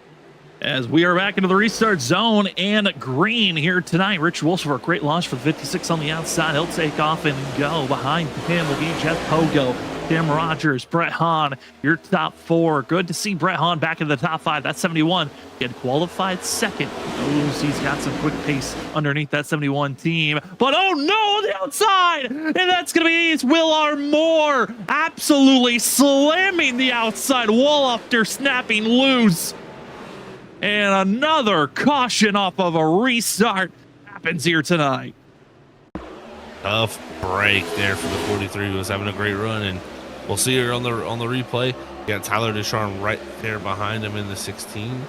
No real issues there, and they're going to come off a 2. And I think, again, just losing that rear end. And oh no, for Ducharme, he's going to catch a big piece out in the 16. And that's like the 3rd time that's happened in 3 races in a row for him, where he's just kind of minding his own business off of turn 2 or turn 4, and someone wrecks below him and kind of gets caught up in it. Nowhere to go. We're right on board with Johnny Wood Jr., who had to come to a halt coming off the exit turn number 2. You can see where these drivers are looming and waiting.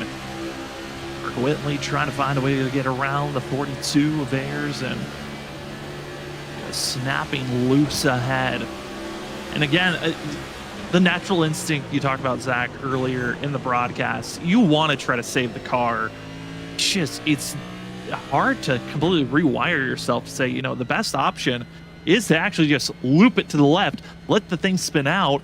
You'll survive the wreck, and you most likely won't take other people with you, but not a natural instinct of a race car driver. No, it's definitely not. And I think, you look at the ranks, the way you go up through iRace and the cars you have to get into to build up your license. Those cars, you can, build and learn so many good things from those cars. But in my opinion, you also can learn some bad habits. And that's one of them right there. You got to just know when you get in this car, it's different. You cannot do those things. You have to take those out of your playbook. But again, like you said, we are creatures of a habit. It's muscle memory.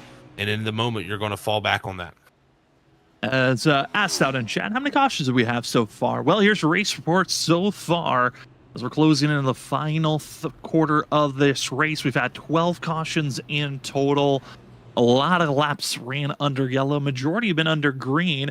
We've had a total of 9 different cautions, 10 changes of the lead. And a lot of it, the changes have just been from drivers heading into pit road and opting to take tires more than on-track passes. I think that's been the more unique thing here tonight. It's been kind of difficult to make passes on the leader because they build out a lead, and by the time second place catches up, there's a caution and a driver spinning out behind. You're exactly right, and it's kind of just been a night of, pick and choose when you can kind of gain track position by, taking your strategy points. So, I think some of these guys are going to come out here saying, man, I wish I wouldn't have made a pit stop then and put myself back in that mix, because just stay up towards this front half of the field and those yellows keep coming. They're more than likely to survive towards the front half instead of that back half. Officially, 3 drivers out of this race. Will Armour, the newest to join Jim Ott and Steve Ritter, that have opted out of tonight's running. We also want to say thank you to BG Graphics here this evening. If you haven't already, if you're looking for new logos for your team, race winning posters, schedule layouts, or even if you want to have your own livery designed, head on over to BG Graphics. That's graphics with 2 X's on Facebook. That's facebook.com/BG Graphics. And when messaging BG Graphics, remember to mention that you saw them on Freaky Fast Broadcasting to get 10% off on your next order. As we're under our BG Graphics caution for the 12th time here tonight, it's about to be another restart, another opportunity. The tires cooled off even more. Can you handle the looseness? Can you handle the madness? Because the Deep Dish 195 is back underway as Jeff Pogo as well as Richard Wolfsburg are going to be leading the charge down into turn number 1. Little start here for everybody so far, as Wolfsburg doing a good job once again to get out to that gap, but it's Pogo fighting for second. He's going to clear. Tim Rogers going to slide up the third, but it's Coleman in the 8 machine trying to fight his way forward. Caution is out, and it's the 72 of Derek McDonald going around for himself. A little bit of a J-turn in the middle of the field with oncoming traffic. Not the most optimal way to get yourself straightened out, as it looked to be very similar. Zach just getting loose, and away they go. Definitely so, yeah. Just another common syndrome. The 72 just big hit there, and maybe wonder if the little bit of the aero grief from the car behind caught him out and definitely got him loose there off of 2. I believe also we saw the 08 of Maddox Beard involved, but require damage for 2 drivers. That's going to be Colin Trey Bass and Max Philippi. Going to be DeFilippi, who will be the other driver involved. Here's DeFilippi's point of view for the 13. And just there's a car loose, and they're back in front of me. That is nowhere to go, and DeFilippi, you can see him wobbling down towards the inside and just broken on the suspension wise for him in the 13. So going to see that car, I don't think, be able to make this turn very well, as it's going to spin around. Goes around as 13, and nowhere really else to go. A few drivers going to get repairs done. And as we are closing in on the final 35 laps of tonight's race, we're going to take a quick commercial break because we're under caution. We're going to run to giving a big thank you to G-Stone and Admin Box. We'll start with G-Stone, as we got to see some G-Stone replays there, and then you'll get an Admin Box one right after that. We'll be back right after this.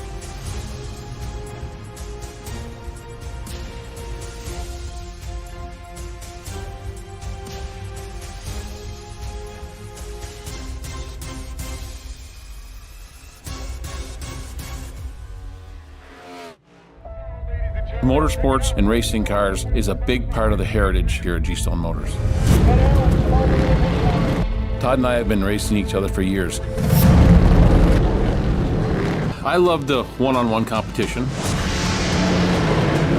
It comes bottom line, we're all behind each other and support each other with everything we do. I think that says a lot about our company's culture. I'm Vince Quinville, Service Manager at G-Stone Motors. G-Stone Motors, your family Ford dealership. Route 7 South, Middlebury, Vermont. Admin Box is built by iRacers for iRacers, for use in league and hosted races. Connected to iRacing simulation. The goal? To make race control as easy as possible. Each Admin Box features pre-programmed commands, no key binding. Get your discount code and go to adminbox.com.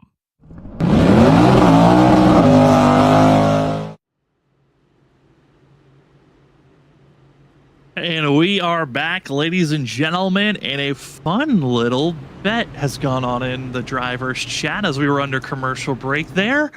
A little fun one. Joe Hudson just put out to the field if we can go caution free from this point to the end of the race, $50 to the race winner. That's a little bit of an incentive to the field. Can they keep it under control? But if we get another caution, that's off the table. They've already been drivers pleading, being like, please, just one more caution, maybe two more. Hudson said, if we go caution free from here, $50 to the race winner. So Richard Wolfsford, Jeff Pogo, you better hope that we can stay clean and green. The rest of the field, see how many more cautions we have here this evening, as we're happy to give you the racing coverage here on Freaky Fast Broadcasting. You're watching the 802 Next Gen Elite Series.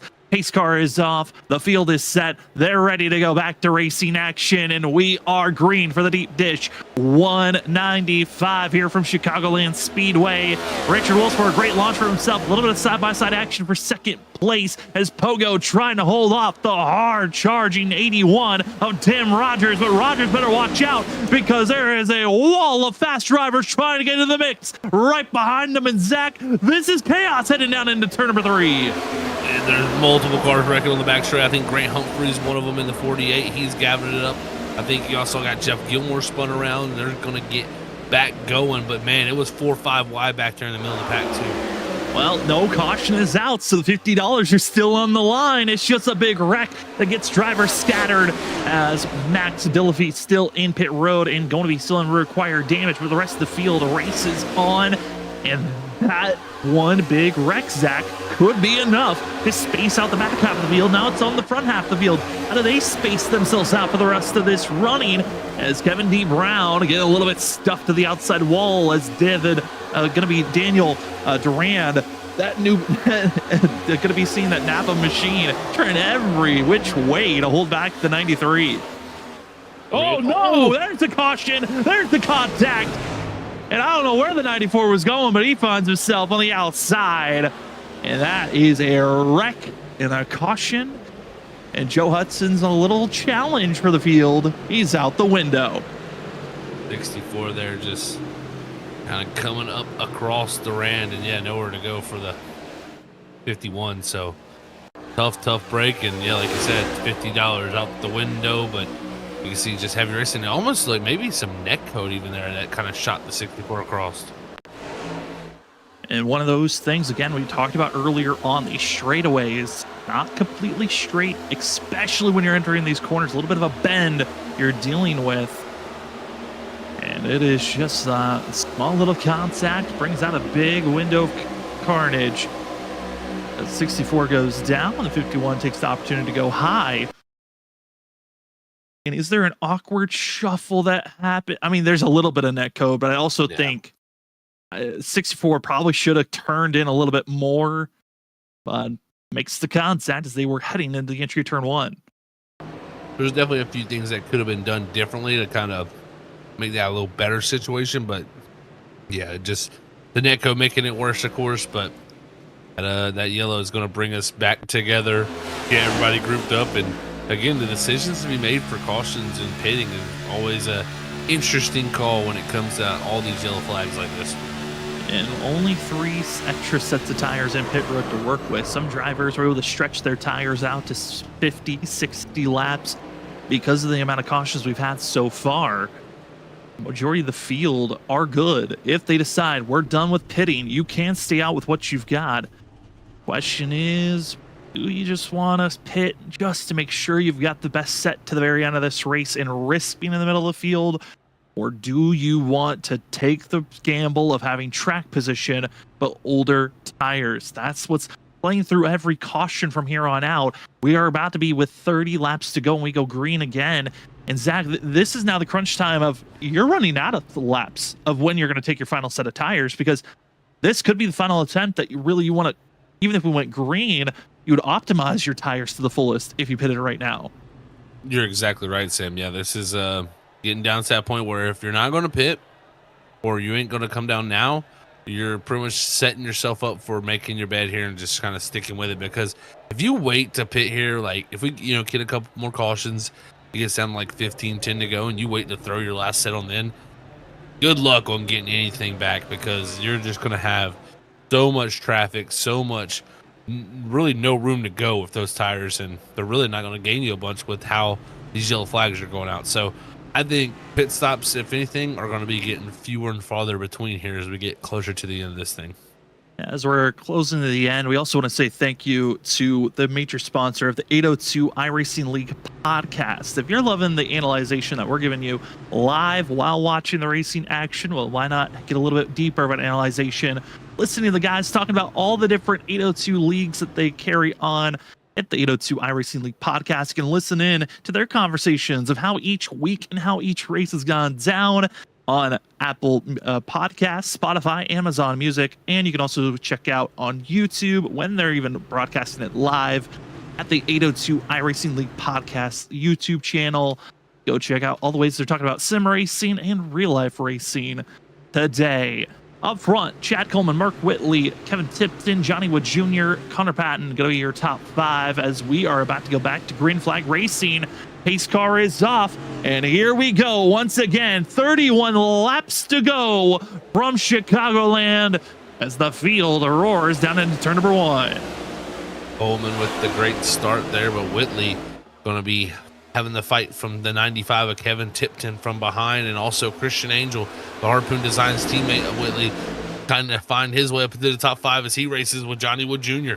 And trouble as they go around. That's going to be Joe Hudson going around with Richard Wolsifer. They're off the racing surface, so we stay green, but both taking heavy contacts to the inside wall.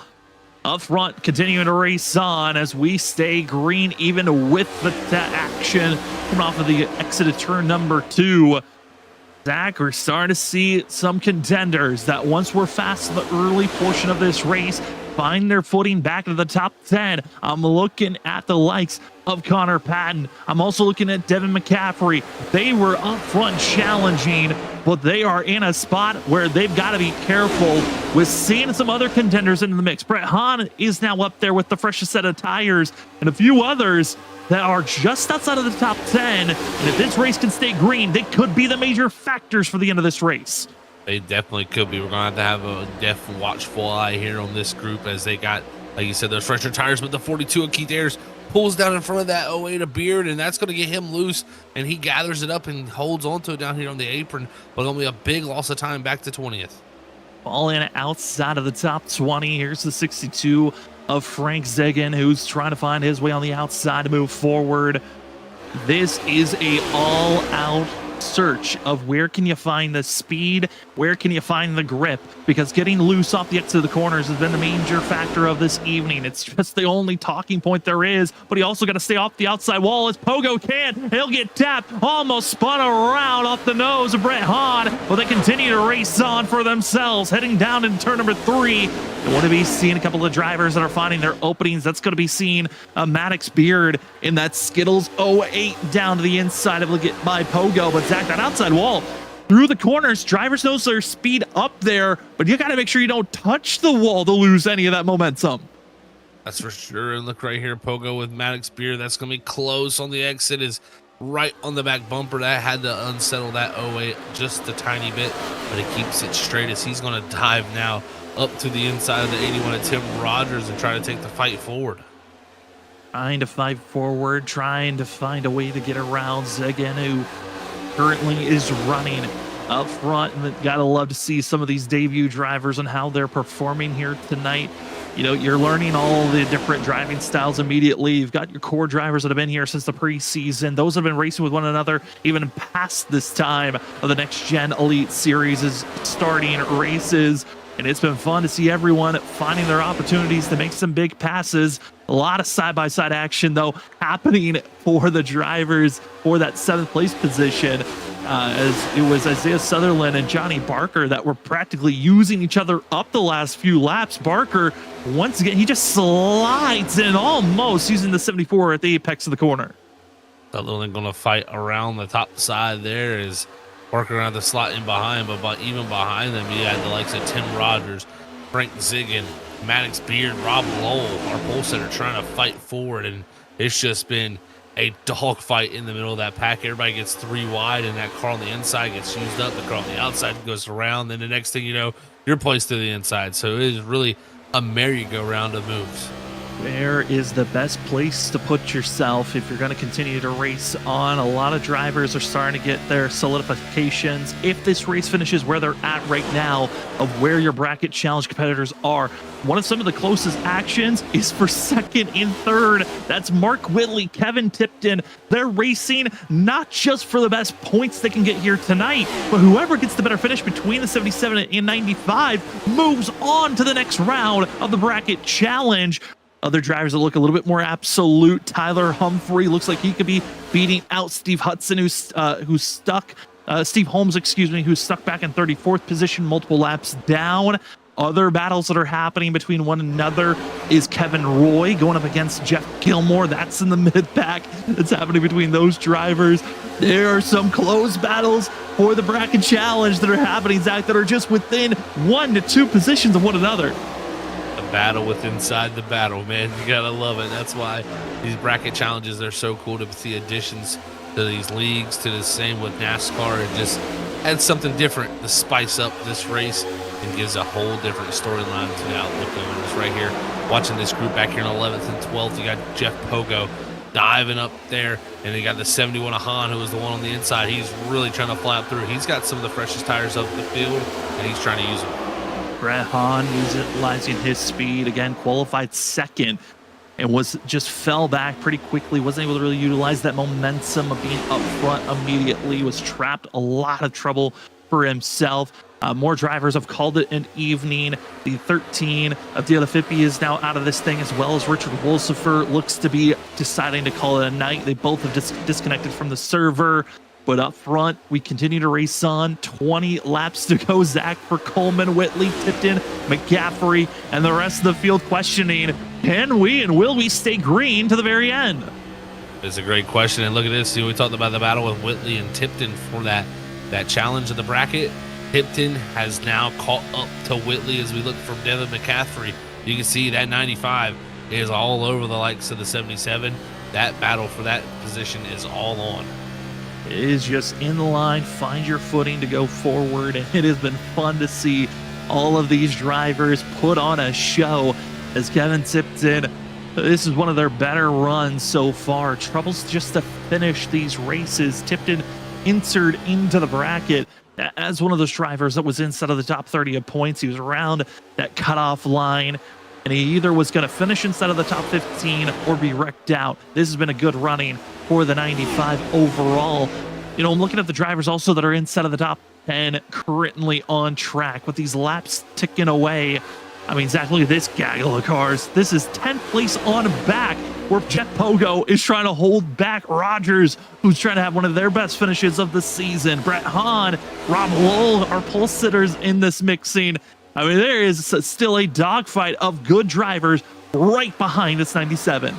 I think it's been fun to watch this battle because, you know, Pogo, Rogers, Hahn, all of them on some of the freshest tires in the field. So they're all kind of like fighting to be like, I'm the guy that's leading the charge, you know? So it's one of those issues. As Rob Lowe, our pole setter, he had a big issue off of 4. He got loose. He's going to lose a bunch of time. Put him back outside the top 20.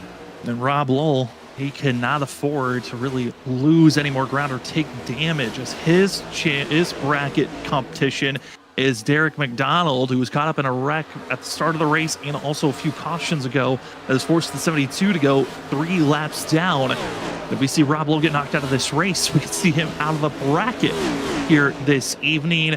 17 laps to go, and can we stay green to the end, or do we need a couple of more restarts? It's been a lot of what a send by Sutherland, and nope, we won't stay green. Caution flag is out as Holdcroft in the 31 is the driver that goes around with, looks like, contact with the 64 of Jason Ayerson. That sin for Sutherland just well timed there with the yellow, but yeah, it's Jason Ayerson here in the 64. He's had a few bits of troubles here tonight, as it's been tough Chicagoland for this team, as he's going to have that patriotic American red, white, and blue flag car there right behind him. And again, in 3 and 4, that entry, it's just bit him a few times. And again, oh my goodness gracious, taking the car behind him with him. I mean, the pressure that Holdcroft put on the rear bumper of the 64 on entry was just kind of egregious to see. just based off how we've seen how the aero and how important it is not to have someone directly on the back bumper. That moment right there, you could see how it got to 64's rear end just completely out of sorts. And then once it hit the apron, just finish off the job. I know maybe it wasn't intentional by Harrison to take out Holtcroft, but man, was that a vicious ending for two drivers battling each other. That it was. That is a classic example of what we've seen a lot with this race car so far this season, of just getting up behind someone a little too close, and you kind of send them off into the corner, and next thing you know, they're wrecking loose. So the interesting calls, though, being made here, Sam. Kevin Tipton, he pits from the third spot here to come down and put tires on. I'm not a fan of this call. I hate it. I feel gutted for him on that decision. I know that he was on 41 lap old tires at this point, but I feel gutted for him because the drivers he's racing against are all staying out. There's guys even on older tires than what he was on that were around him. That is a throwaway pit stop for Kevin Tipton, unless we see the whole entire front half of the field just absolutely implode here on this upcoming restart. But like, based on what we've seen here tonight, that was not a great call. I'm not really a fan of all the guys that pitted under this restart, unless you were much further back and you're just hoping that this might give you a better surge to move forward, because 20 lap advantage has not looked very good here this evening so far on tires. It hasn't. We definitely probably just had like one of our longer green flag runs tonight, so maybe there'll be a little bit better opportunity with that. But I still am in the same boat as you, Sam. I am not a fan of the call from the drivers to come down the pit. I would understand you're outside the top 20, you're outside the top 25. Why not? You got a set, come down, throw it on. You never know what opportunity could be available from there. But if you're inside that top 10 area, I'm just staying out there and just trying to hold on to what I can. You know, there's been quick yellows from some of these cautions. I mean, even some triggering right there on the same lap. If anything, you know the timing of this is going to be where maybe you don't get enough laps to even utilize that tire advantage. This is one of those things, especially if it might be a learning experience for Tipton here. But if you're going to be one of those drivers that pits, especially in this time of a race, you're doing the opposite of what the leader's doing. You're not. And if the whole entire grouping that's with you is following the leader, then follow the leader at that point. You need the whole pack to make a decision together.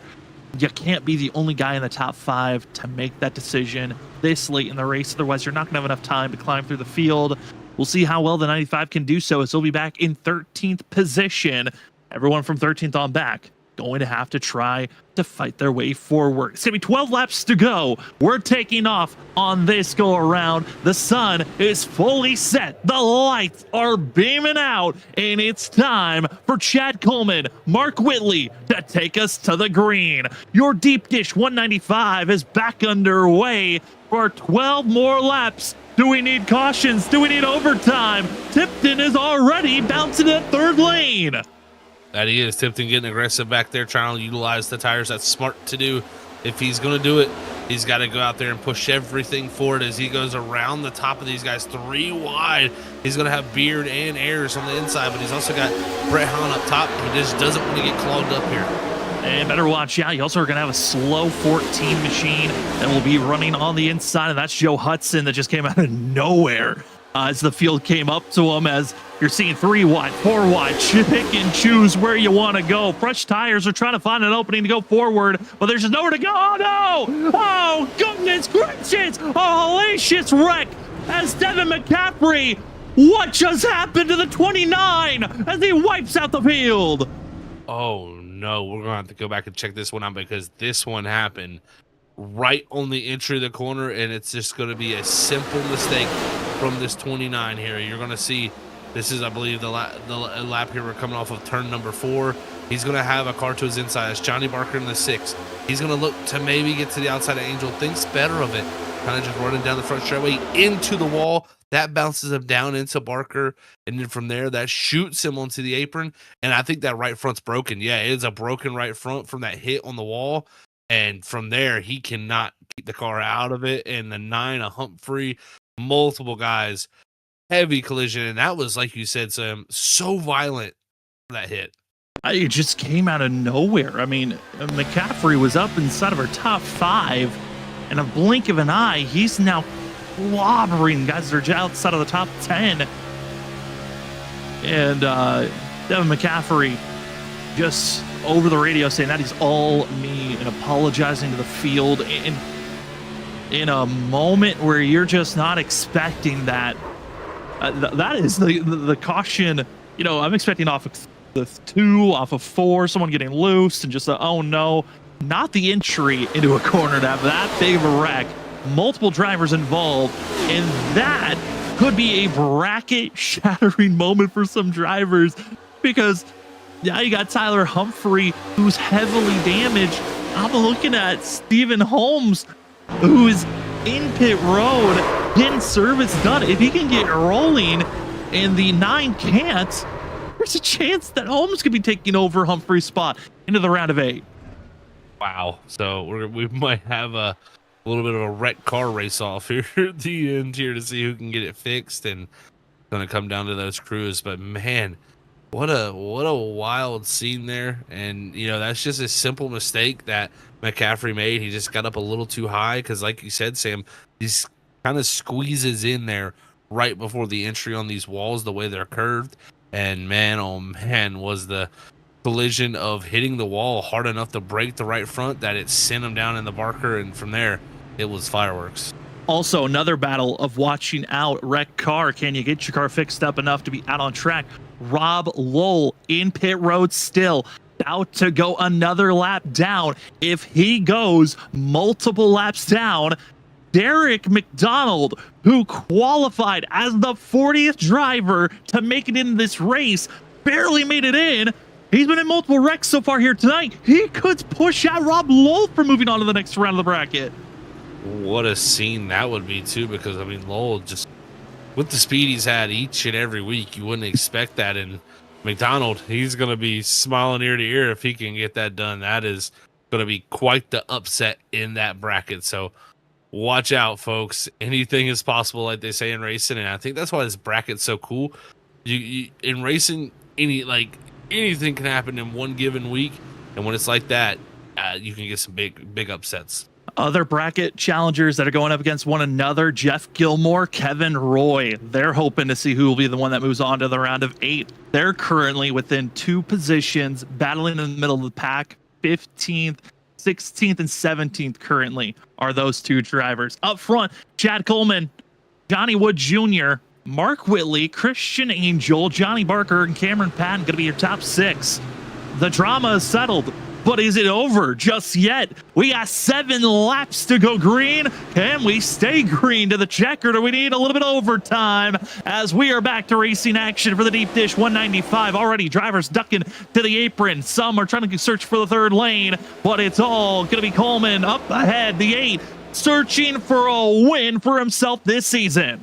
Oh, and Whitley had to run through the center, but lost the rear, and here he goes. He goes down to the inside wall. He does not want to collect anybody else, but Whitley's race could be over. His bracket could be over as Tipton continues to race on.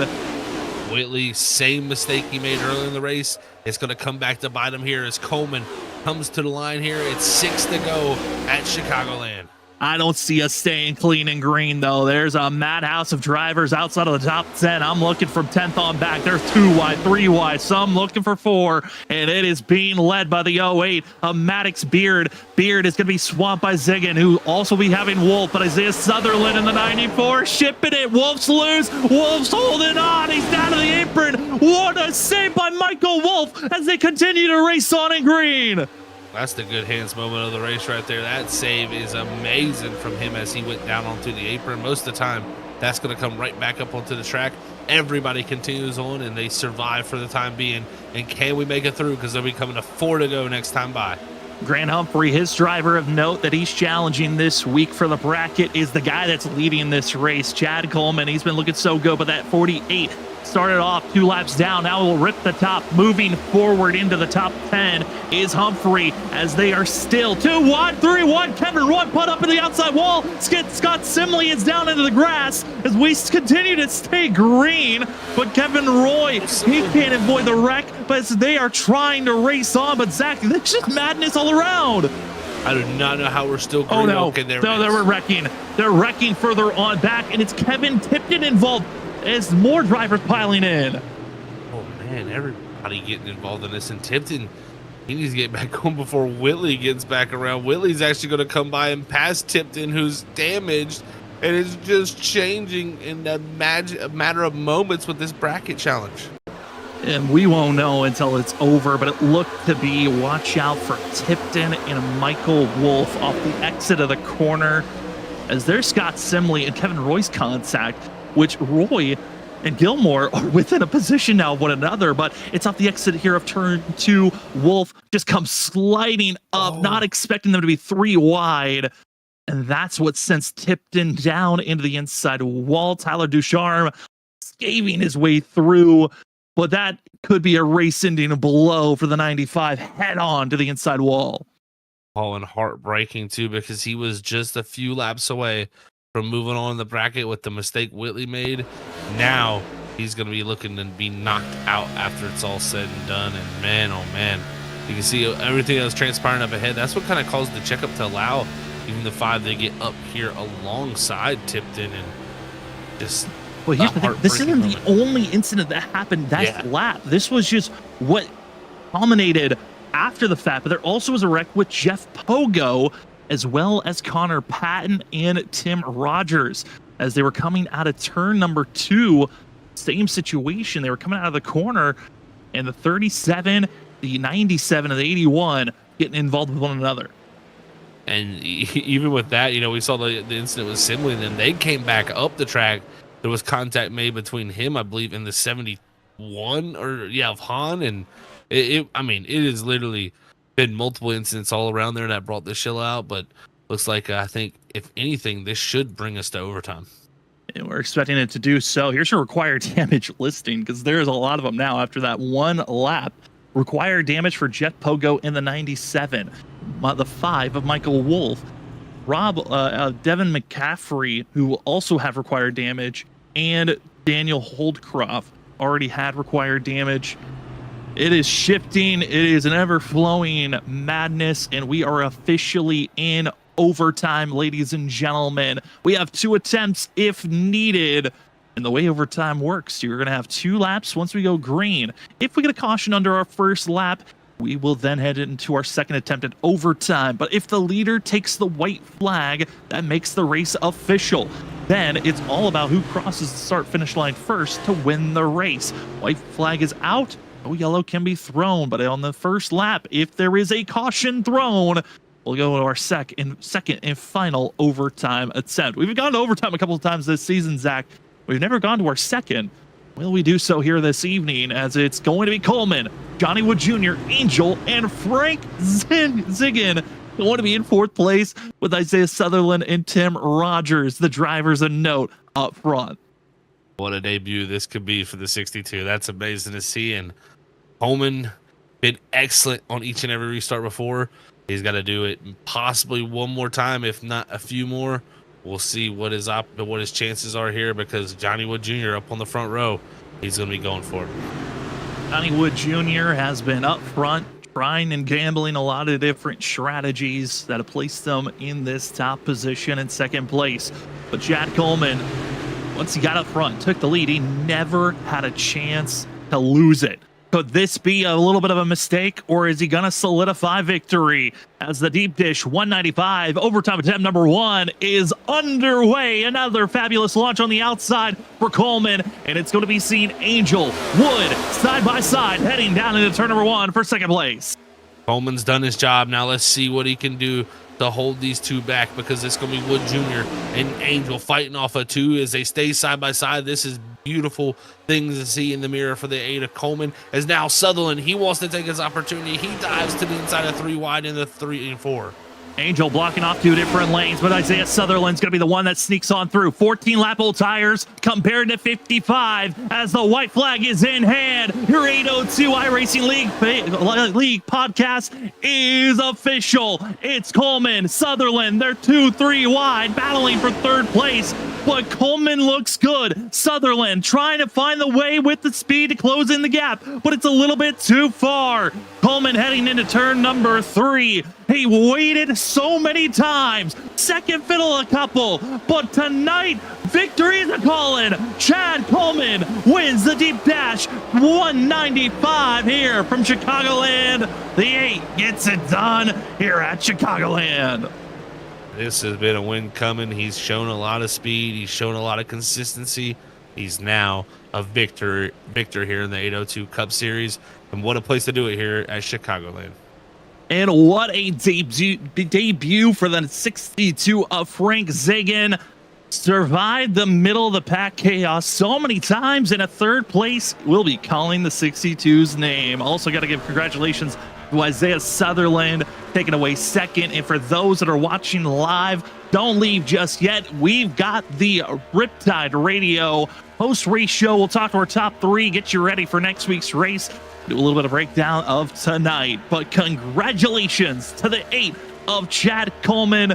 The Rowdy Energy Machine is back in the victory lane where it should be at all times. Coleman, enjoy this one. When we come back, it's the Riptide Radio post-race show. We'll be back right after this.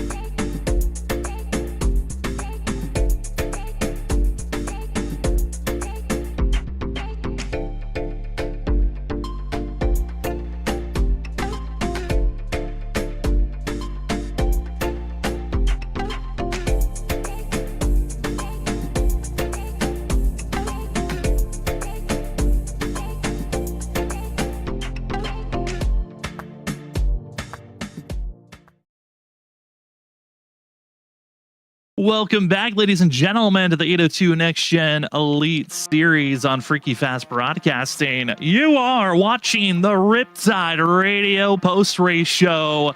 And tonight, we get to talk to a brand new winner this season. It's been a fun season overall. We've had 5 different winners, counting tonight over 5 races. And Chad Coleman is the driver that makes it into victory lane for the 5th time this season. 5 different winners. Chad, you know, we saw you back at Pocono. There was a chance you were going to win that one. You've shown speed at Atlanta and Texas the last couple of weeks, but here tonight, you finally get it done for the deep dish 195 from Chicagoland. How are you feeling after your performance here this evening? That's pretty good. Race was a little rough. They're in the mid part, but it was fun. I like the racing more when the track was still under daylight. It was still a little warmer. Right there at the end, the track got fairly gripped up, and it kind of, in my opinion, kind of hurt the racing a little bit. Which for my part, it was good. I got to the lead right at the right time. Track kind of locked down at that point, and the bottom became just about became bottom dominant, and we were just lucky to have the track position at the time that happened. Definitely a good time to have that track position, Chad. Congrats, of course, on the victory, man. With the timings of all the yellows here tonight, how tough was it making your decisions on when to come down for pit road with the strategy? Yeah, that was really the key. I honestly, I didn't think those guys that pitted, with less than 20 to go right there would be able to get back to where they did. That kind of surprised me. I didn't think the tires had dropped off that much. But I mean, with the aero and stuff here, I just right there at the end, even with those guys with tires, I was just trying to put my car in the right spot, put a little dirty air across their nose to keep what I had with the clean racetrack. And but yeah, I mean, once I seen how hard it was for us to get back to the front after we put a set of tires on, I told Kevin and Beasley, who was in the channel racing with me, that if we get within range, I'm gonna pit early and see what happens to stay out. And we had cautions fall at kind of the right time that helped that happen, and was able to finish it off. Well, Chad, you're able to, with this win, advance as well into the bracket challenge. You're part of the Elite 8 that made it that point. What is it like knowing that the next race on the schedule, we're heading to Echo Park, the current Atlanta configuration, and the fact that we're going to have some super speedway racing for you to try to move on to win this bracket challenge?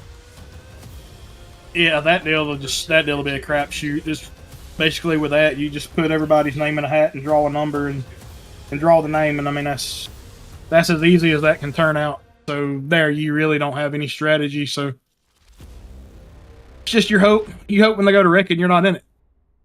So that's about all you can do there. Well, it was awesome to see this number 8 Rowdy Machine in victory lane. Chad, congratulations on your victory. And before we let you go, the floor is now yours for any other shout outs.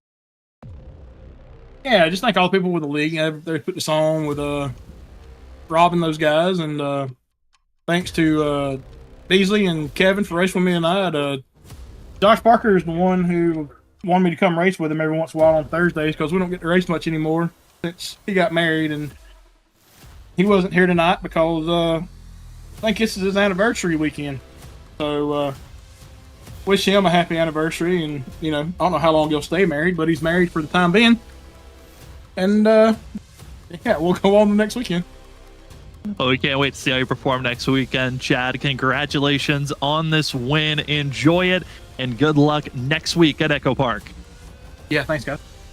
As we will leave victory lane, we head down to second place to the driver that had to make some of the most daring moves there at the end to place himself in second. We got Isaiah Sutherland with us in the 74 machine. Isaiah, congratulations on second here tonight. You were kind of in the hornet's nest for most of this evening around a lot of the drivers that were losing it at times, but how does it feel going away second here this evening? First and foremost, what's up, Sam? Good to see you, man. Man, it was tough. I'm so rusty. I haven't league raced in forever. We had a son back in January and had complications and was in the hospital in and out, so I'm just happy to be here. And competitive because, man, these cars have changed since then. So it was very loose starting out, really hot, and went to the back a couple of times, got just a little bit of a wreck, was able to work myself up through the field and just basically dodge all the wrecks. And once the lights went out, or once the sun went out and got nighttime, track gripped up a little bit. And, felt really good, and kind of found the top there for a little bit.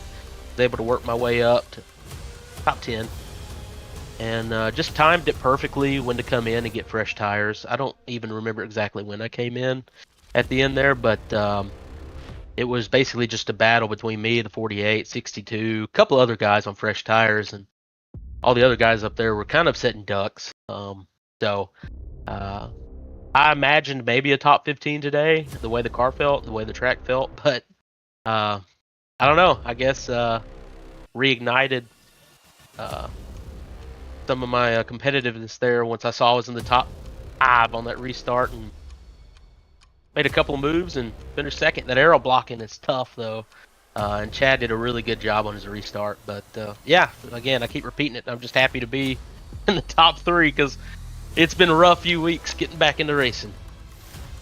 It definitely could be that way, Isaiah. Congrats, man, on getting up here in the top 3. And you talked about some of the pit stops and some of the strategy. I asked this for Chad too. How tough was it kind of to pick and choose when to come down? I mean, we've seen tonight that the rash of yellows and the timing of them was all over the place, so it kind of made the strategy very much like on top of its head and just kind of all over the place. It was really tough because let's see, I qualified 18th, I think, and just tried to save my tires as long as I could. And every time a caution came out, even like after like 30 laps ran, nobody was coming in. I'm like, man, they're making us stretch these tires. So it was really tough. It got to the point where we stayed out so long after so many cautions. I was like, man, I want to come in because I didn't feel comfortable. The car was real snappy, as you saw tonight. The car was real snappy. So I was a little worried about staying out, but you had to for track position because everybody else was staying out. So it was really rough there. I think once a couple of guys started wrecking out, and when we had about 60 laps to go, things started to make more sense because people were pushing really hard there. And so I think it kind of made sense when to time getting your tires. And again, I can't remember exactly when the last pit stop was, but the top 8 guys were kind of faking to the pits, and I'm thinking, man, we got 25 to go, 20 to go. These guys are slipping and sliding. Why not? So came in, and I think a lot of other guys kind of came in behind me there. Might have been the first or second car to come out on fresh tires. So, but yeah, you're right. It was so difficult timing it. People were way off on strategy, or everybody was on different strategy. But definitely once the sun went down, it made things a lot easier, especially making decisions on when to take your tires. We've seen the last couple of weeks, Isaiah, the fact of, there is qualifier in, there's knockout qualifying. It's been a handful of drivers at most that we've seen get knocked out. Tonight, we had 54 drivers attempt to race here tonight. What is that like when you're in practice and you're just seeing the roster of drivers getting to that point where, 14 guys are not going to be racing here tonight? Well, it's funny you ask because, since we've had a baby, that puts a damper on getting home at a decent time. Plus, I had a mow today. And my mower's busted, so I had to push mow the whole thing. So the past few weeks, I haven't got in for practice only about 8 minutes total. So it's terrifying because I come in sweating to death, take a shower real quick, hop in here, turn on the computer, and I look thinking it's going to be like 38 to 40 something guys, and then I see 51. Everyone's really, really fast. And so my practice was just me driving as hard as I could to see how to run a quick time. And you can look on the past qualifying standings or positions I've been. I have not been able to qualify great, partially because of that reason, but honestly because everybody's so fast. So it's terrifying. 35 minutes of practice and then having a baby and trying to get here in time after work. It's pretty terrifying, but it makes qualifying a little bit more interesting, and the race. It certainly does. Well, Isaiah, congratulations on second here tonight. And before we let you go, the floor is now yours for any other shout-outs. Yeah, mom, dad, my wife, our little baby, 5 months old. He's doing great. He's sleeping right now, but I'm thankful for her to be able to let me be a nerd and race for a night and watch him solo. Any other family members that's watching, and of course, Jesus Christ, my Lord and Savior. That will be the 74 of Isaiah Sutherland coming away second. Isaiah, congratulations on this finish, and good luck next week at Echo Park. Thanks, guys. We'll see ya. As that will finish up second place. We'll go down to third to bring up the driver at a debut running of Frank Ziggin and get their thoughts on the 62 machine. Frank, it's Sam and Zach up in the booth. What a debut race for yourself, coming away third at the end of the night. You were very close to a couple of wrecks, and we're trying to make it to the end. How are you feeling, though, taking third at the end of this evening?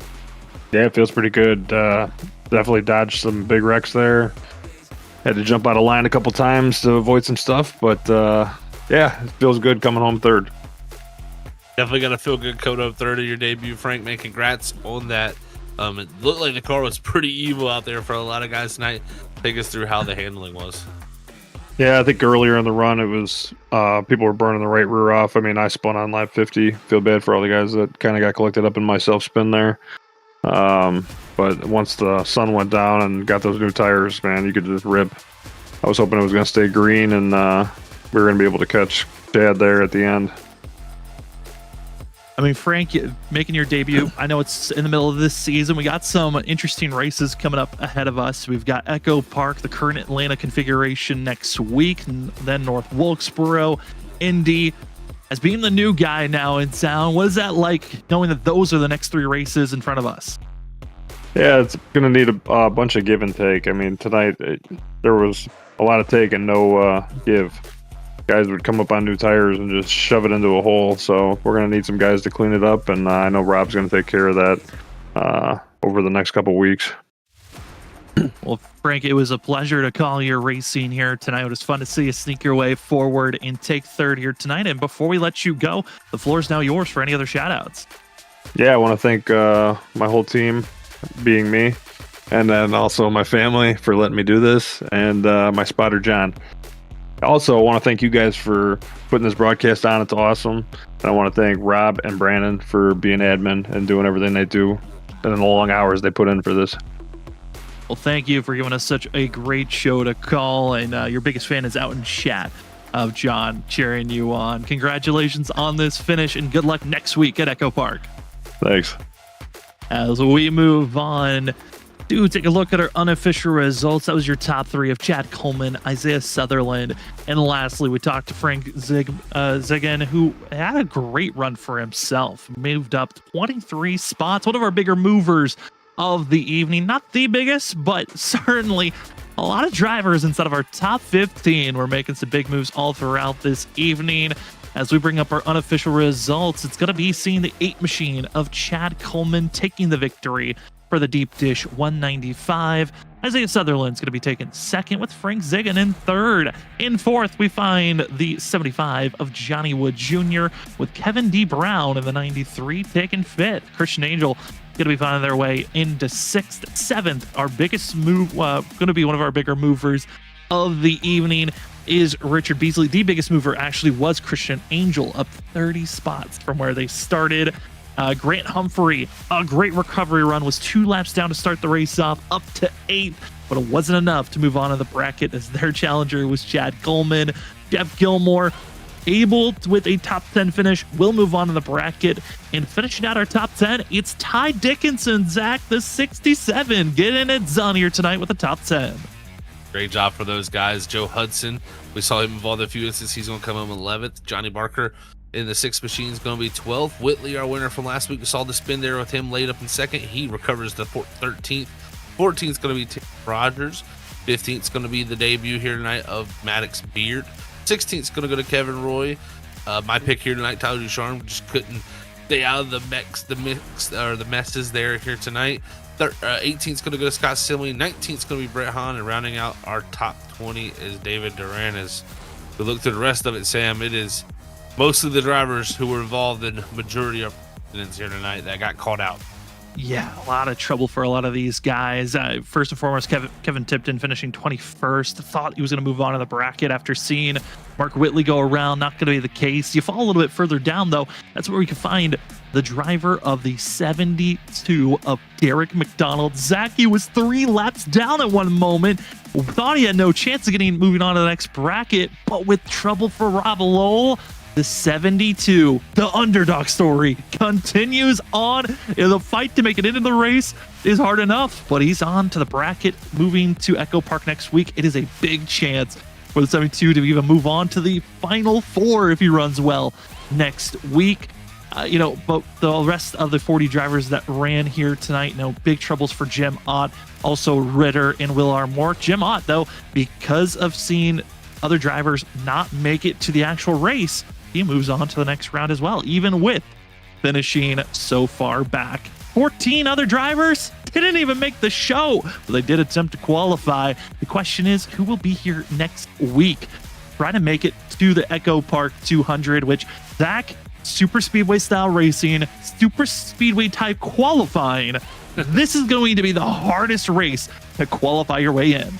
Oh yeah, there's gonna be some names that you see and you go, oh no, that's not good for them for points, because yeah, that place is only separated by a tenth of a second, probably what you'll see throughout the 40 cars. I mean, if that, so it's gonna be very, very close, and you're gonna have to, at least in my opinion, figure out the prep for the lap. You need to figure out how to put the fastest lap together.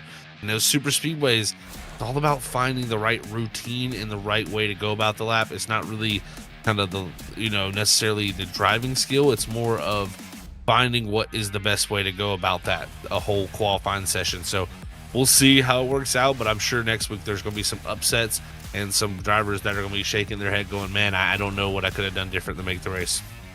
And the bracket has been officially released. Your 8 drivers that have moved on to the Elite 8. Mark Whitley will be versing Jim Ott in the 4. Tyler Ducharme is versing Tyler Humphrey. Chad Coleman will be versing Jeff Gilmore. And the final grouping is Derek McDonald versus Brett Hahn. It's on, Zach. This is going. There is one side that's very tough. There's one side where you're expecting one driver to be the favorite, but we're heading to Echo Park. Anything can happen. The wild card race of the bracket challenge is next week. You don't want to miss out on it. But tonight, any final thoughts, Zach, before we get to the final call and call it an evening on Thursday here for the Next Gen Elite Series? Shout out to Chad Coleman for the race victory. That was an excellent job by him, playing the strategy right, getting the track position at the right time, like he said, and pulled off a masterclass of a victory. But man, I'm excited for next week. I am so looking forward to seeing how that all plays out with the bracket challenge there. Like you said, there's matchups when you come into them, you're like, this guy's the favorite, this guy's the underdog. But I look at Echo Park Speedway where it's kind of anything can happen. So next week, the 4 that come out of there and move on to that final 4, it is going to be a wild scene to see who that really is, because those people are going to be going through the rigors and the test of the Echo Park Speedway. And what also makes it even more crazy, we had 54 guys attempt to make Chicagoland, which is a very difficult track in its own footing. As you saw here tonight, just racing by yourself. Now we're going to a track where anyone has a chance. We might have up to 60 guys trying to qualify in next week's race if everyone shows up. So you better get ready. It's going to be a good one that you do not want to miss out here on Thursday nights. But we do want to say thank you for the final time here this evening. Are the sponsors of the 802 Next Gen Elite Series. First and foremost, I want to say thank you to G-Stone Motors, as well as BG Graphics, the 802 iRacing League podcast. Also want to say thank you to the Admin Box.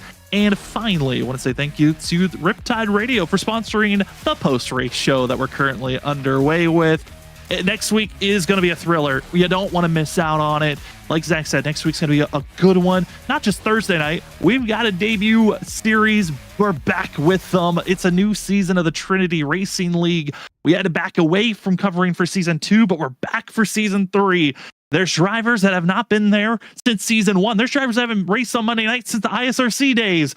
But we're excited to see everyone coming back for season 3 of Trinity. Don't want to miss out on it. Then we also have racing coverage of the BRB Sundance Pro Series on Tuesday nights before we're right back here next week for Echo Park. But for this evening, thank you so much, everyone that was hanging out with us. For myself, Sam Dyer, for Zach Hall, for Robert Moyer Jr., and everyone else that helps out at Freaky Fast Broadcasting. We appreciate you watching live, chatting live. For those that watch after the fact, we are so appreciative For those that enjoy our broadcast, if you want to let us know, remember to hit that like button and subscribe. Those are the major ways that we know you're enjoying the show.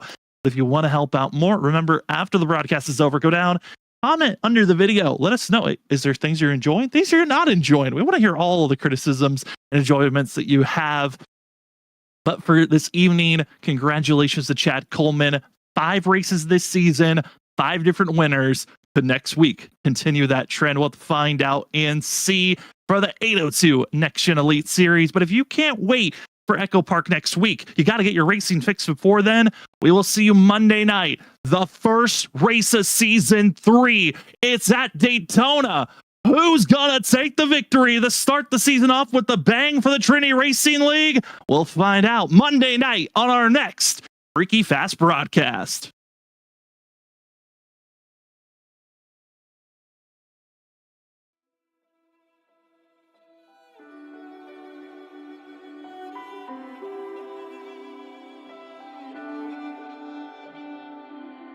I was standing, staying still, never said what I feel, and every time I took the blame, carried all this quiet shame, 'cause all the pressure in my chest, I've gotta fight to catch my breath, when every step still feels the same, trying not to break. Where do I go from here? Maybe I'll disappear. If I don't try, I'll never know. I'm waiting on you. Where do I go from here? There will be no more tears. Kill the doubt, feed the fire, hear the voice inside.